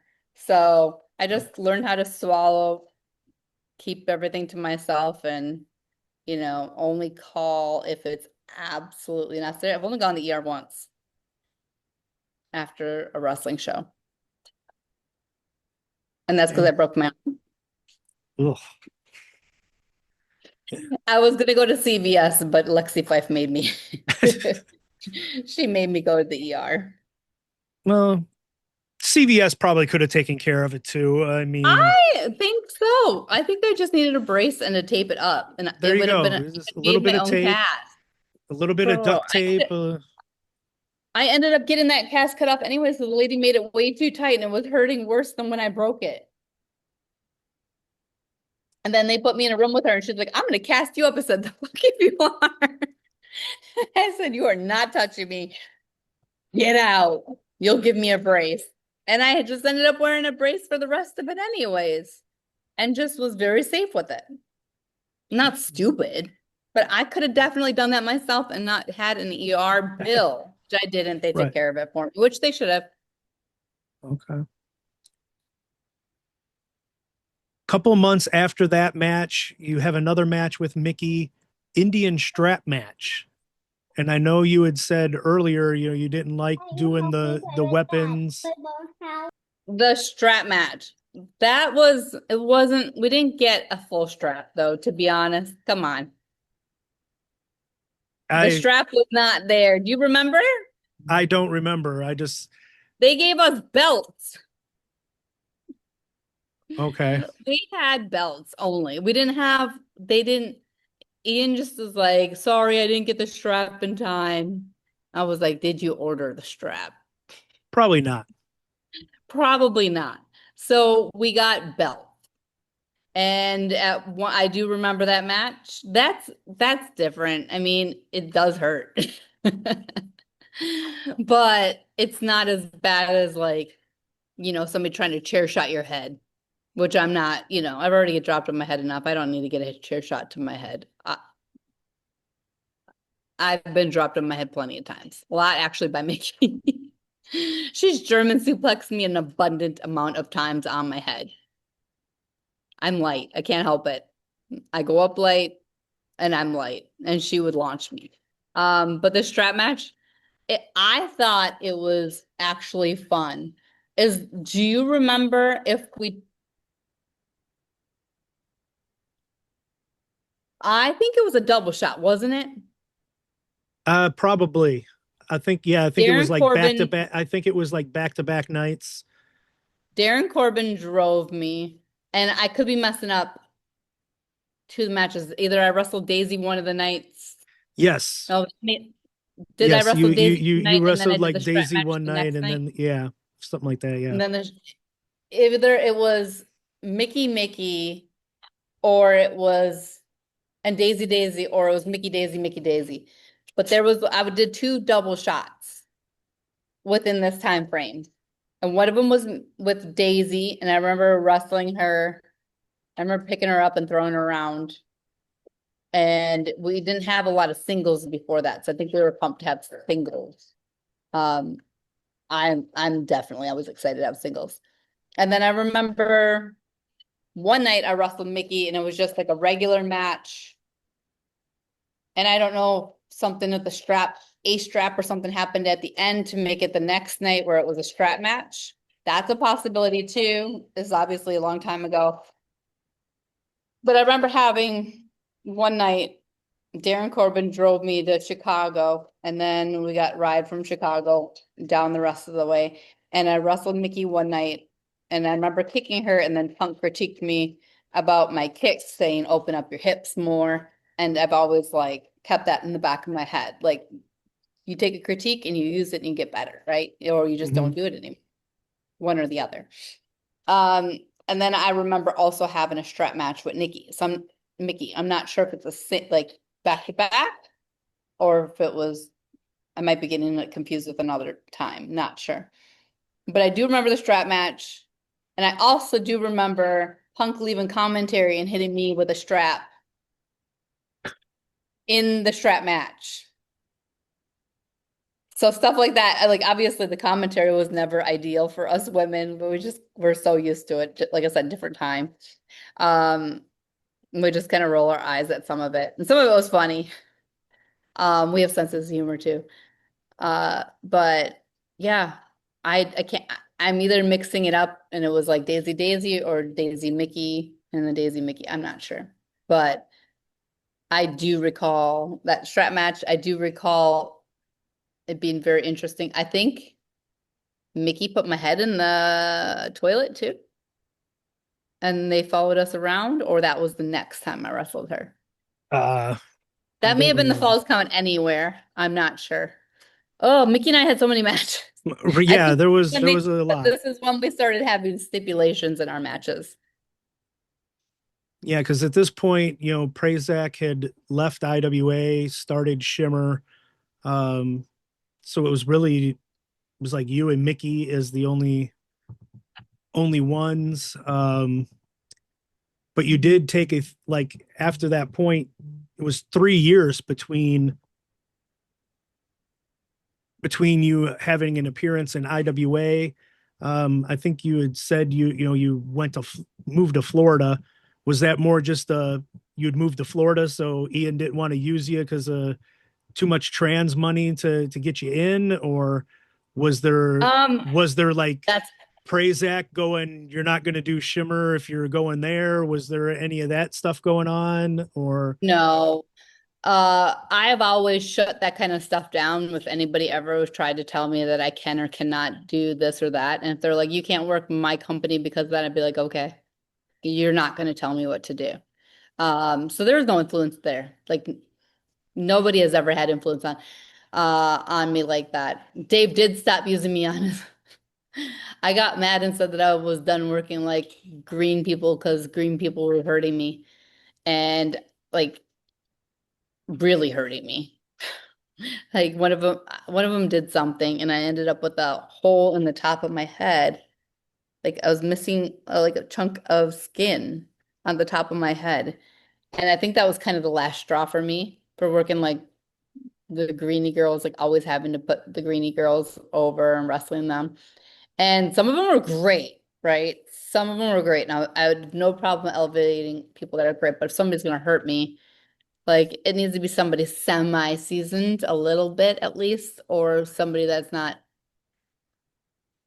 gonna fuck up like just anything, right? So I went to Mexico. I had an infection on the top of my head. It was making me sick. They said when I came back to the States afterwards, they said I had swine flu. So I went from Shimmer to Mexico for a tour. And I can't remember what tour it was, but they were like, yeah. So I did get fired at that point for a little bit, and then he invited me back. But so no, it had nothing to do with that. And I would have been fired in between there anyway, so I still took a booking from Ian. The time that I probably didn't go was probably because he didn't want to fly me in from Florida. Because I would in Minnesota, I had Darren Corbin driving me, which was really smart on his part. It was back then, it was really smart if the boys wanted to get on different shows if they drove the girls around. Very smart. And I made the suggestion to a couple of them, and Darren was like, I'll drive you. And I was like, smart. And he's like, look at how much he did at IWA after that. yeah, I So mean, he I'm sure ended up that being was a heavyweight strap champ. match weekend. He was definitely driving me the strap match weekend, and Punk did commentary probably on both the matches, and he definitely hit me with a strap in the strap match. He ran off commentary, hit me with the belt, and then ran back going, which is very much like him. Let's see. Yeah.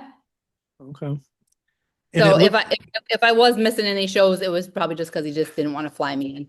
Because I was also a very, very, very big stickler about paying me all my money. Like if you owe me $1, I will let you know you owed me $1 from that last show. Like for sure. Nope, you owe me this many dollars today. you forgot to pay me this many dollars on the last show. I don't remember. I don't know who you think you were paying, but it wasn't me. Those are the kind of comments that promoters get from me. You got to make sure you get paid. Yeah. That is the one thing. I wasn't smart enough to do that, so Well, I worked my first year for free, and then my first wrestling payday was $25, and I was like, I was pumped. And then I thought, okay, well, I get a raise every year in my real job. I should get some sort of raise every year, whether it's $10 added onto my pay or whatever it is. So I decided to take it and treat it as a booking. Because some of my local bookings I was getting paid, instead of $25, I was getting paid $100. And I wasn't driving anywhere. So I'm like, that made sense to me. I've always been kind of like the business behind some of the girls' stuff as well. Okay. So But like we I don't said, get much attention. yeah, you had come back and did a very short run in 2009 in IWA. I think you were teaming with like the Hooligans, going against. I think there was even a match where it was like the Hooligans and you against Ian, Axel, and Mickie. Oh yeah. I remember that. Like not like as a whole, but yeah, I remember that. I don't think there was any bleeding in that match either. That I'm not sure. 2009, I had both feet out the door and was completely checked out on all those shows. And that's the one thing I've learned from this podcast is I don't remember really anything from like 2008, Highland. 2009. I don't remember anything. Highland is where I got hurt. Highland. I got hurt Mhm. in Highland. That was after Volcano Girls. And I think Highland was the night before Volcano Girls. It couldn't have been, is it? No, the sixth woman. I think that was Oh, the Highland. What could have been? It probably. Well, that probably was a Highland match. it was Definitely. definitely Highland because I think a lot of us loved working Highland. It was in between, like it wasn't too far into Indiana, right? Because that Highland, It's right Indiana, at the right? border. It was exit 2, Yeah. so right So across the you border. literally leave Chicago and you're at Highland and you're like, we're here. Right. Yeah. And it was a nice building. It was Yeah. pretty cool. And it was probably more expensive. That's probably why they didn't keep running there. But I just always loved the energy there. I always thought it was such good energy. There's so Great many people. crowds. Everybody didn't have, like, so many people didn't have, some people, I still had to drive far, but not as far. So, was there any difference between being in Shimmer and being in IWA when Dave was the one doing most of the stuff for the women on the IWA shows with the booking? Was there much difference there, or? Um, I the thing that's different is like the whole room was like always girls, you know. It was longer, if you can imagine, Longer longer than IWA? because it started earlier and usually technically not, right? Because usually it takes me longer to get to IWA. So if you count the driving and then staying all night at IWA, IWA is longer. But I didn't have to drive as far. And sometimes I flew, but I didn't have to drive as far to Chicago. So it was like 6 hours instead of 8 to 14, Right. right? But you're getting there at like 11 a.m., 10, 10, 11 a.m. and you're there until the show ends, which is, two shows in one day.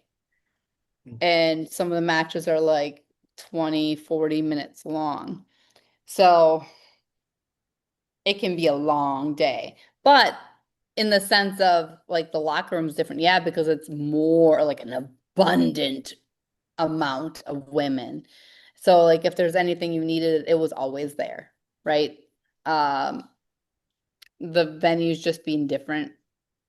They're just different. It was kind of like I don't know. It was kind of just, it felt more like it was set up for women because like all the women were upstairs and yeah, it trickled out, but like Lacey and I were at a different level at that point in time. So we didn't have to like put all our stuff on the floor. We got a spot on the table where we could set up. Like, we had earned our spots in the locker room.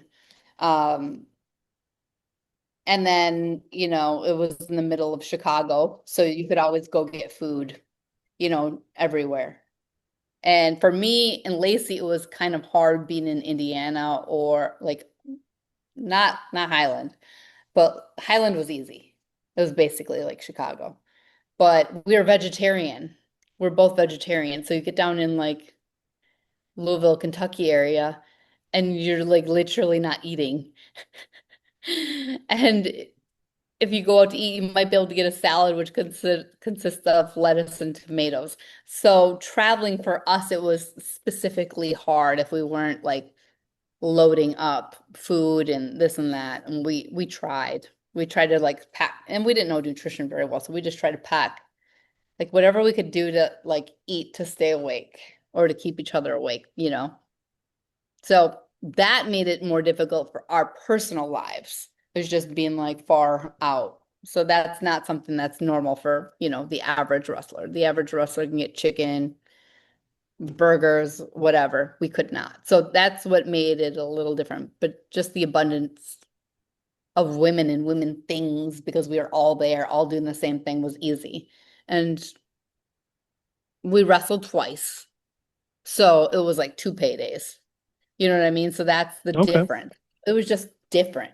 They weren't, it's like you can't compare because it's like one is an indie show and one's a women's only indie show. If he would have kept going with Volcano Girls, Ian would have had that. But I think because he shut down Volcano Girls, Dave stepped off and made sure that women had a place to wrestle. Which as women, we thought that was really cool. It was like the first time, like, no, we're going to keep making sure this happens, not just a once off, which we had experienced plenty of times. When I was down at LLF, I was like, oh, this is nice. This is an all women's company. It was also ran by man, but it was an all women's company. Okay. I think the way to go up from there for us women is to have a woman doing an all women's company, which I don't think exists. Maybe Um, WoW, maybe.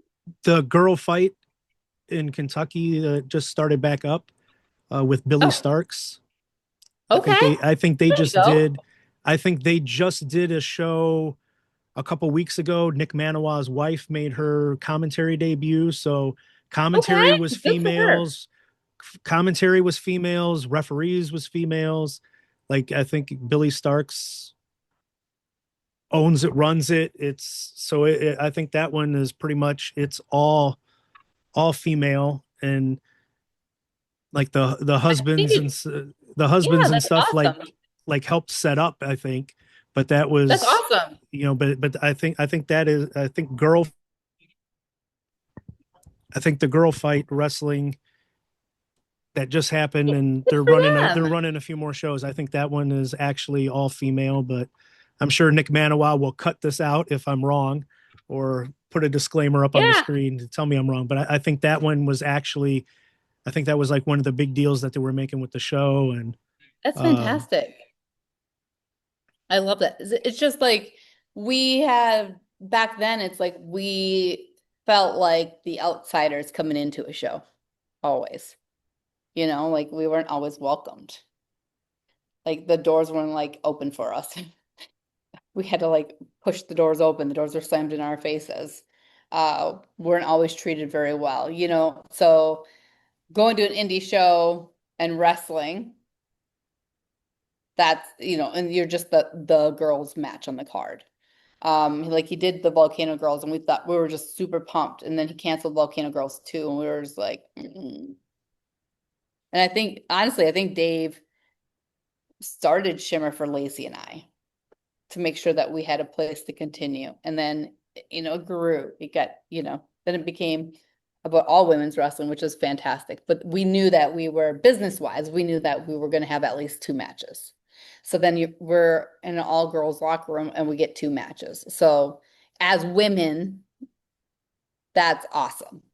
But it wasn't like this is compared to this. It wasn't, for me, business is business. If Dave doesn't want to use me, he doesn't want to use me. And we did go through that time where he wasn't using me at all. And it's because, you stand up for yourself sometimes, and sometimes it'll turn out for you, and sometimes it won't. But, only you can stick up for yourself. Very true. That is very true. And, we still talk, you know. I mean, I don't talk to anybody daily. I don't talk to anybody daily. I talk to my son daily. I'm with my son and my goats and my dogs and chickens every day, but I don't call and check up on anybody. I usually Facebook message people or Instagram people because my time zone is completely different from everybody. So I'm definitely that person. Like, I'm a mom. When I sit down at night, it's just kind of like woo-saw a little bit before I go to bed. He's down, he's sleeping. And then I get a little chance to woo-saw. And then, I'll send people a message, or I'll, check people. I'll check like real quick, glance at Facebook, glance at, Instagram. And if I see something that I should comment or PM somebody about, or if something's on my mind, I'll send somebody a message. I'll reply. That's when I got time. That's not the time to be texting anybody though. Right. Okay, so we're coming close to the end here. A few more questions. You went back and worked IWA one last time in 2018. That was 9 years after I had quit and gotten out of there. Was it different from your original run? It was it an all women show, or was I it a mostly women show? I think it was a mostly women show. I don't think it was all women. I think there were some men on it at the beginning of the show, but there was an abundant amount of women at that show. And he had Nevaeh, myself. I told him I wanted to work Shazza because she was here and I had never worked her. I said, I want to work somebody I've never worked, that I want to work. And I was like, I want to work Shazza. And so I got to work Shazza. And he flew me in from Florida and he Okay. paid me. Well, lucky you. Lucky you. I'm not sure if That's other not the people did story. not. That is not the story that a lot of folks on the podcast get to tell. A few of them He have, has though. paid me every dollar. Have I had to fight for it sometimes? Yes. But I've not had to fight very hard. I have always stood my ground from the very beginning. And I think it started at like, hey, I want to work for you. Is that possible? Oh, yeah, we just had Holly do a bubble bath match. Oh, yeah, for that, I won't be doing anything like that. And I think that kind of stamped where he was with me. And I think he understood that we could go forward and work together, but those are not the expectations. The expectations are I'm going to have a match. And at first, I didn't ask for anything, but I think more than gas money to get there to prove myself. Like, you don't have a lot of women working on your shows from I could see at that point in time. I knew that Bikini Girl was there.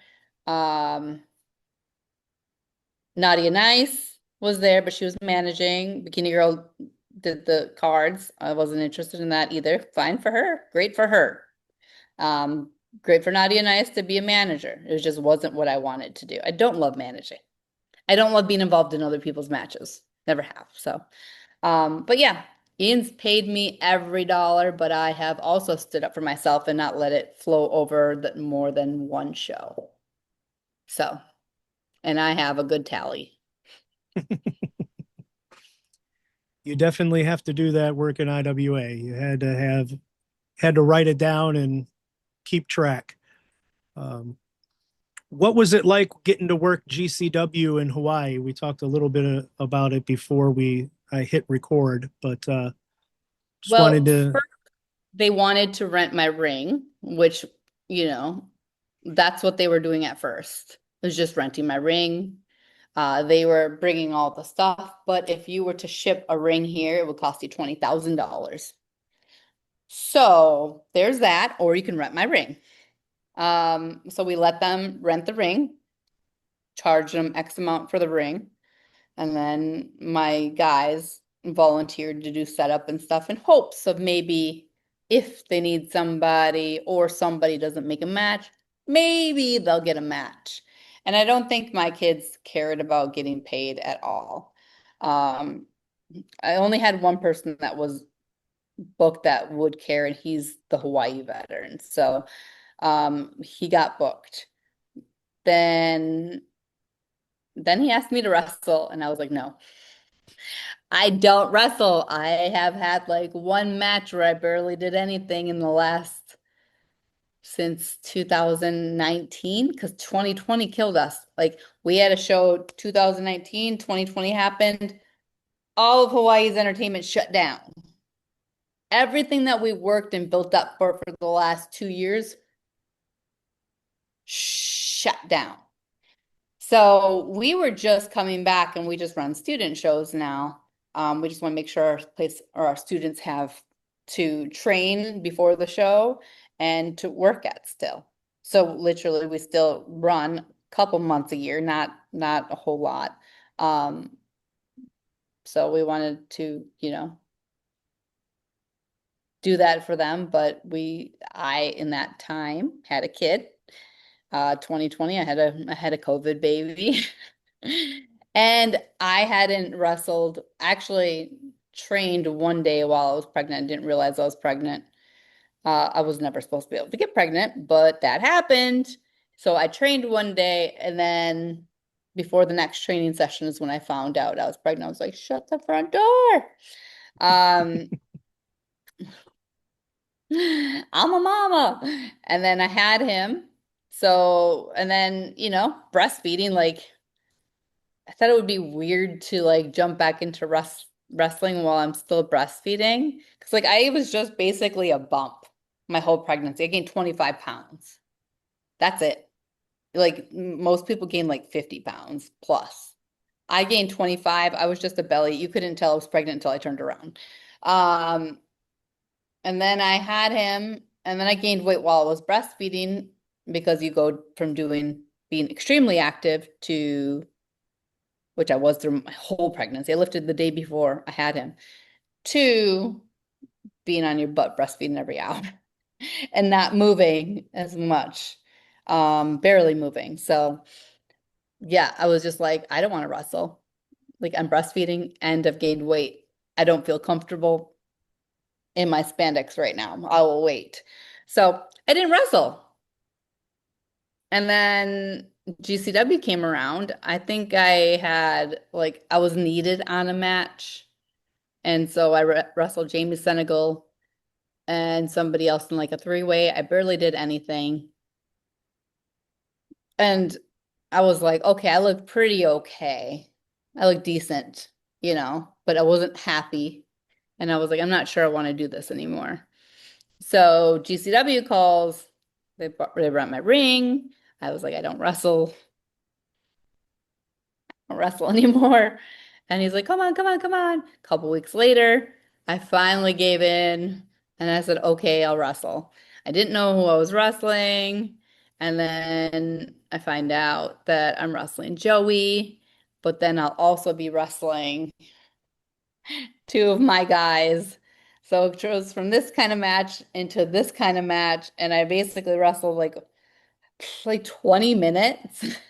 Mm, And I wrestled because I wrestled Joey and then I wrestled two of my guys. So I wrestled for like a while and I did not feel good after. And I have taken a couple matches from my own company because we only have like this many people on this little rock that wrestle and that we've trained and that still wrestle post-COVID. Because there's some people that gone, right? It's wrestling. right. Not everybody stays.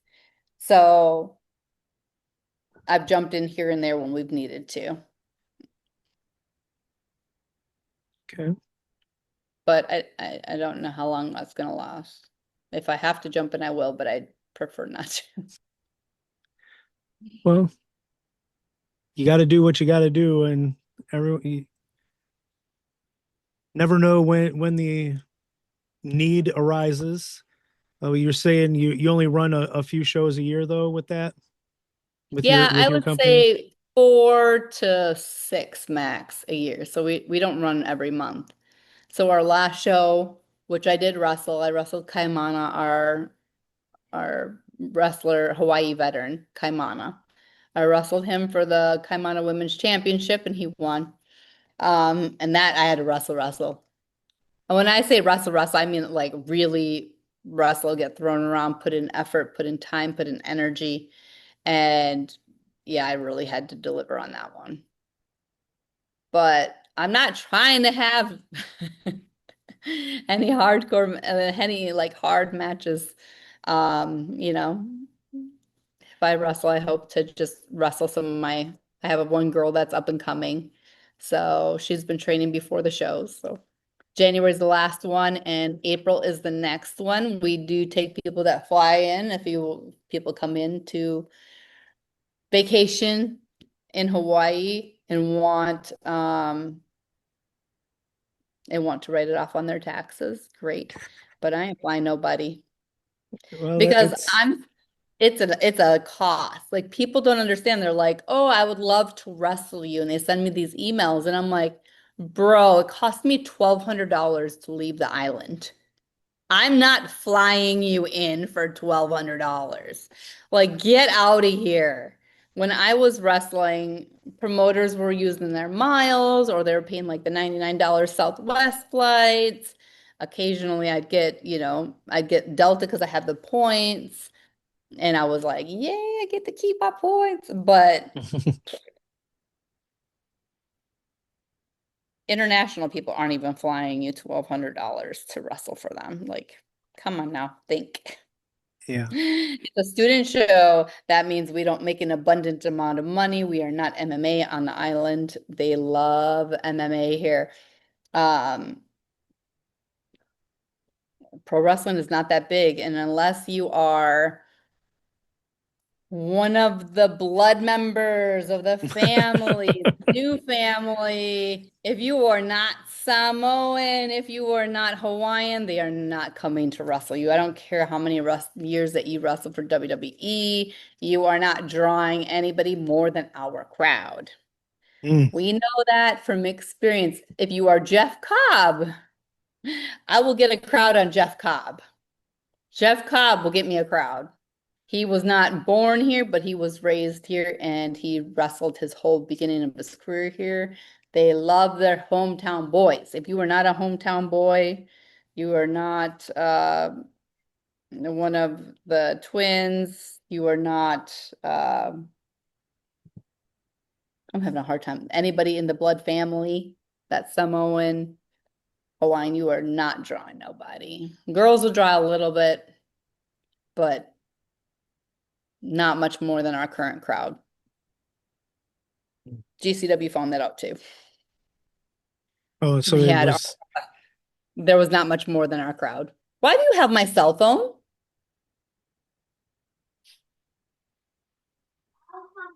Oh, was it? Hmm. He's a little sneaky. okay. Well, we'll wrap up with these questions here. Who was your favorite male opponent and who was your favorite female opponent during your career? Doesn't have to be IWA, just anybody. Oh my goodness. Oh my goodness. Who would be my favorite male opponent?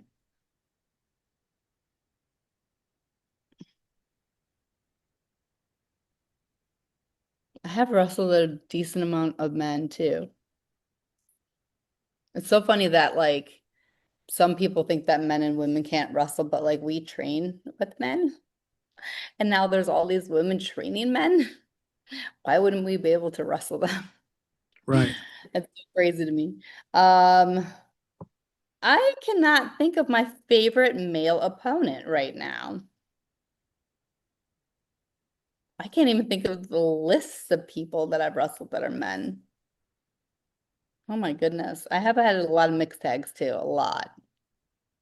I don't know the answer to that question. I'm sorry. Okay, well, what about your favorite female opponent? There's so many of them. Um,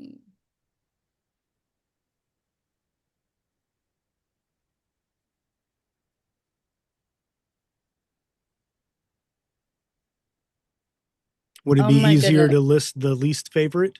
Do you want to throw anybody under? There was a couple of times you didn't want to throw somebody under the bus. You want to throw them under now?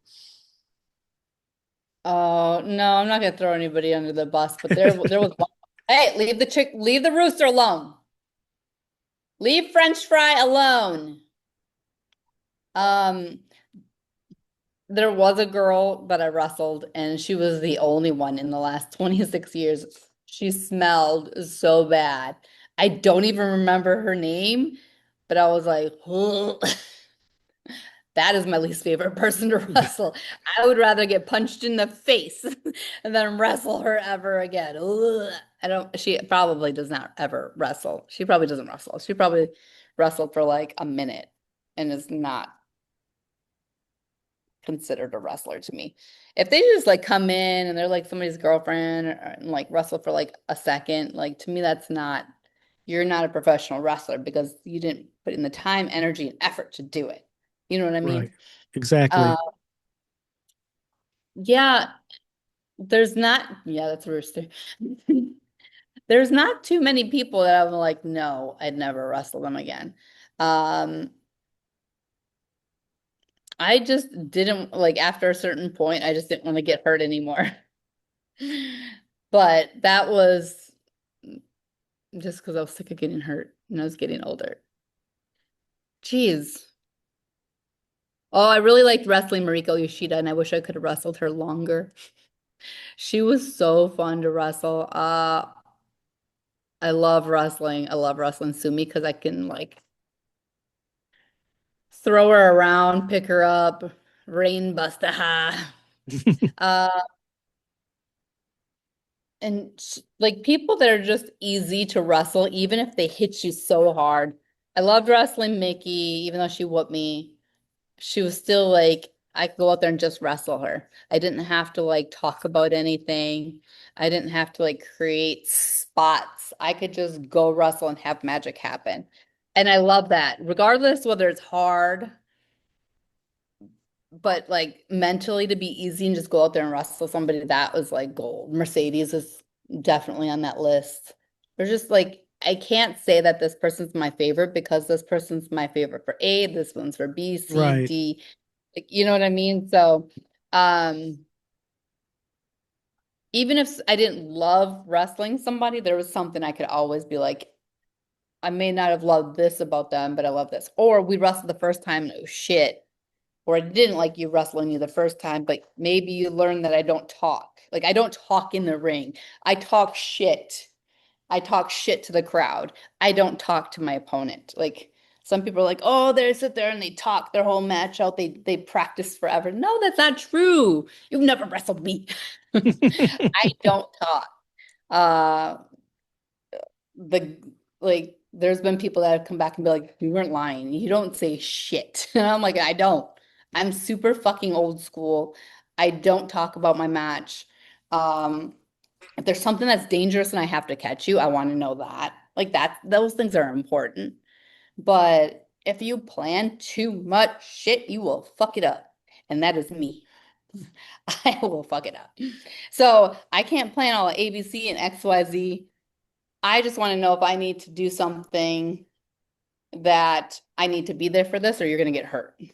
If it's something brand new, I have come up with an era as well where I didn't get the time to practice every single move before executing it or taking it. But I learned a lot in the ring. So if it was like, oh, well, it's kind of like a body slam, but it's kind of like this. Okay. Okay, now I know. This move is kind of like a body slam, but kind of like this. Or this is I'm gonna fall on my face, I'm gonna fall on my back, I'm gonna have to take this move and flip. Okay, I got it. You know, oh, it's like a moonsault. Okay, got it. Which I can do. You guys just never saw me do because I don't want to. I can, but I don't want to. Um, the best though, like experience. I would say the best, my favorite experience, like I wrestled at TNA was really nice because it was like a bunch of women on TV doing shit. But at AAA was really nice because it was like 80s crowd. So my favorite crowd to wrestle in front of was AAA. Okay. Their crowd was bonkers. I had beer bottles thrown at my head full of beer and pizza thrown at me. I dodged bullets, literally. It was awesome. I smelled like beer and pizza the whole way home. But the point is, like, I did my job so well. They hated me so much they threw like shit at me. Like that was the best. Wrestling at the ECW arena was fucking awesome. The energy is just like, especially back then, not sure how it is now, not sure if people run there now, but the energy was amazing.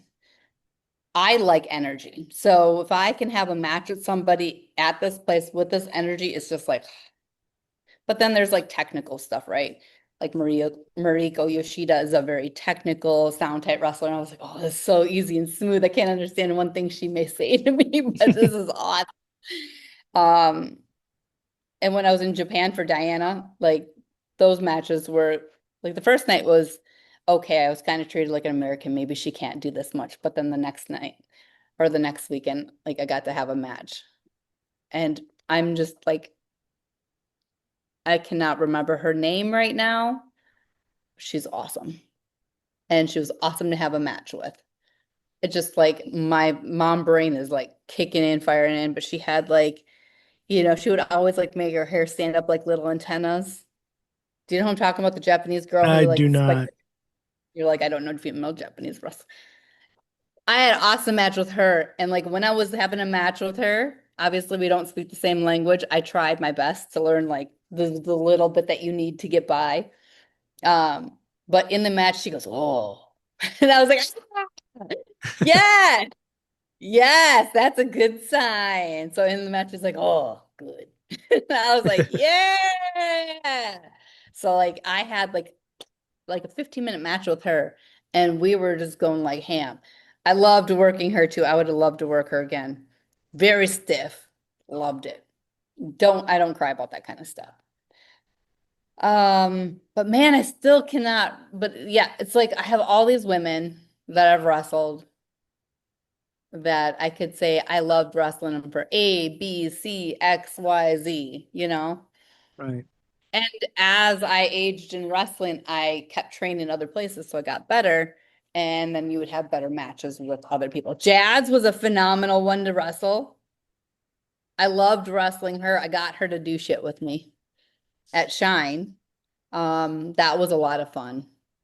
So like, and sometimes you get somebody that's been around for so long and they don't want to do anything, but you just got to learn to like, I remember watching you when you did this and Mhm. you did Plant the and seeds. you did this. And I think if I were to do this, it might just think about it. Come on. And like we had good chemistry. I fired her up. I lit a fire under her ass for sure. And that's Okay. what you got to do when you get there with like, somebody that's been wrestling a very long time. You got to let it fire under their ass to get them to wrestle you. And that's what you got to do sometimes, even if you have to wrestle me.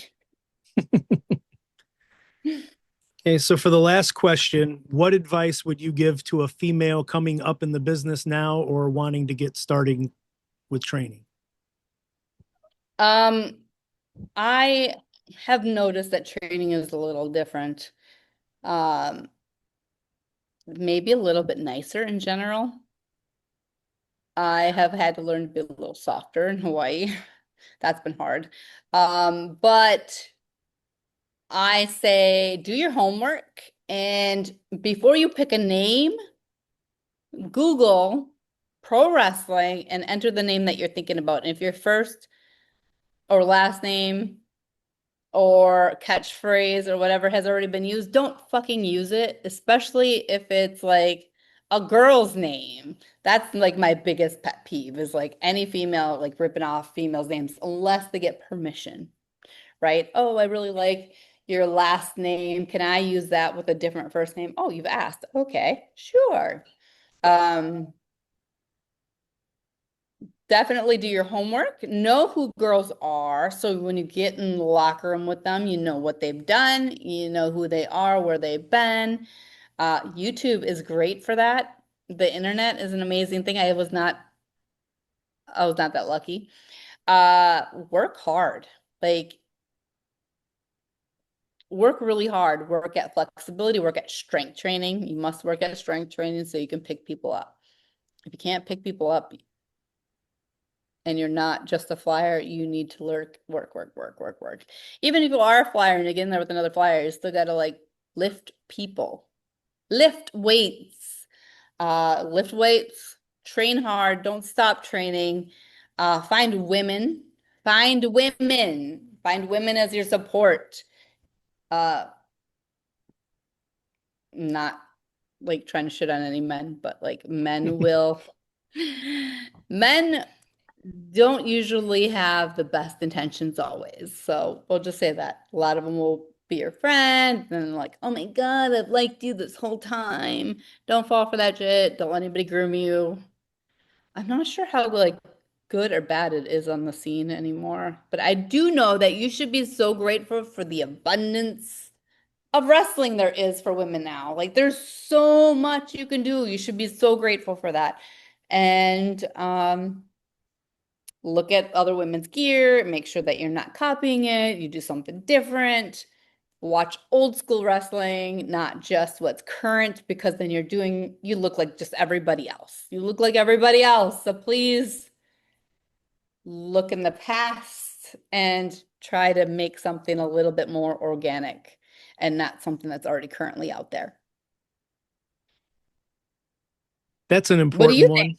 one. Those What are do you think? that's great advice.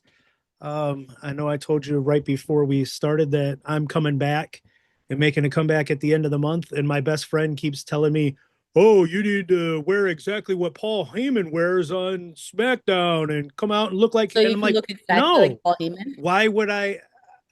That was like the one thing that I tried to make sure when I was managing an IWA eons ago. I wanted to be different from everybody else. You know, You should. if I'm the same as if you're the same as everybody else, why would anybody use you?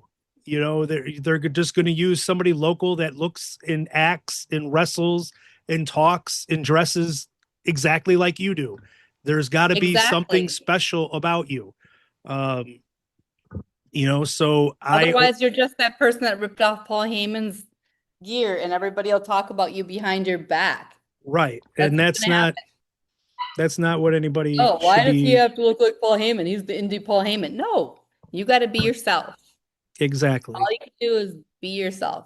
Be yourself turned up. That's it. And the other, like you said, with the name, it angers me to no end that there's so many guys out there in the wrestling business that throw a junior at the end of their name or a junior at the end and just rip off somebody's, like, you wouldn't even know what that guy looked like. You just heard his name, and now all of a sudden I'm his bastard child 3 times removed. And I'm like, come up with your own shit. You know, Yeah, yeah. that's all I've got to Look say at on your stuff like own that. lineage. Like, look at your grandparents. Look at somebody that you grew up, maybe a city that you lived in. Like, get creative. Animals that you've named. I mean, not if you named it Rooster French Fry, but like, like That might be a hell of a name for a wrestler. The people would turn hey, out for maybe French Rooster Fry French is Fry. a cool name. I don't know. Maybe. I could look back and see some French fries. I love French fries. Well, and that's an easy food to get. You could get that when you were in Louisville, Kentucky, so you wouldn't starve when you were there. You could get the French fries. The last time I went for Ian Rotten, I did. I only got lettuce and tomato when I asked for a salad. I got into a locker room and Stephanie DeLander was there. And this was before she was ever anywhere. She had just like come here. I don't even think she lived here yet. and she had a Lenny and Larry's cookie, which is vegan. And I just looked at her and I was like, "Can I have like a bite of your cookie?" And she goes, "Do you want this?" I was like, "Please, I haven't eaten." And she just like handed it to me, and I was like, "Oh my God." Yeah, so that show, I was just like, "Ugh, if I ever come back here, I'm gonna pack 500 peanut butter and jelly sandwiches and bring all the snacks with me." And normally I would pack stuff, but I thought I could get something there since I flew in early, and it was like I was in the only like vegan vegetarian place. It was like a pop-up, but it wasn't open until like past bell time. And I was like, fuck. I can't eat.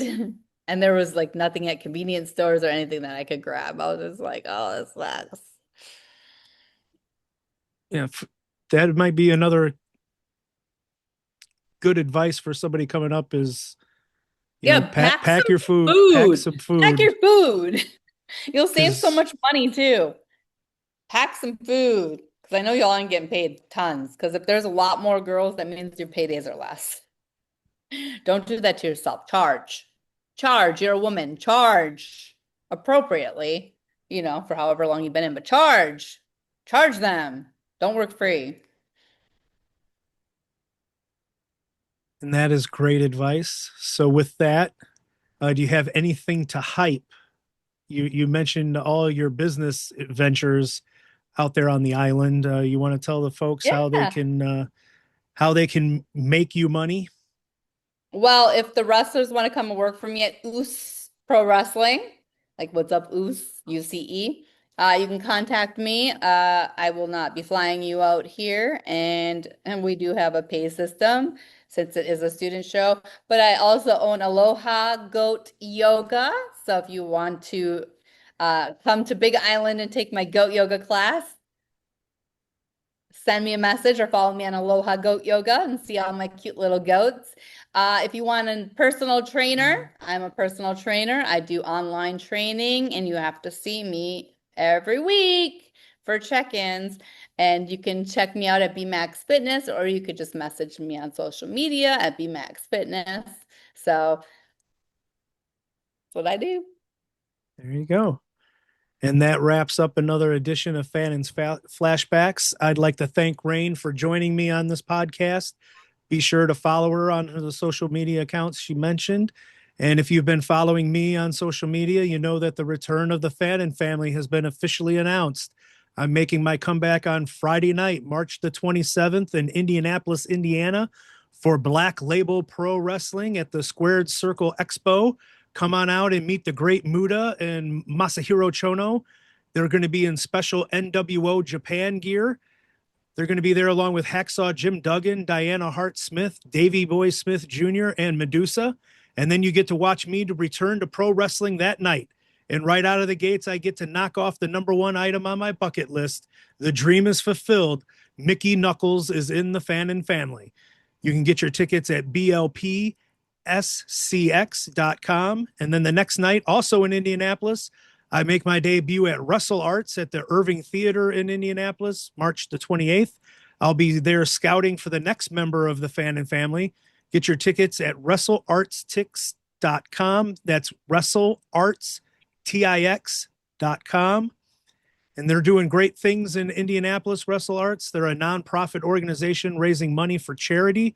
So you should feel good about coming out and supporting a great cause and getting to see me back in my natural habitat, doing what I was born to do, be a giant asshole. And if you're a wrestling promoter listening to this podcast, you can book me for your show at bookjimfannin@gmail.com. I can get you in touch with pretty much anybody that's been on this podcast already, and make yourself take a trip to Hawaii and go see Rain and perform on her shows.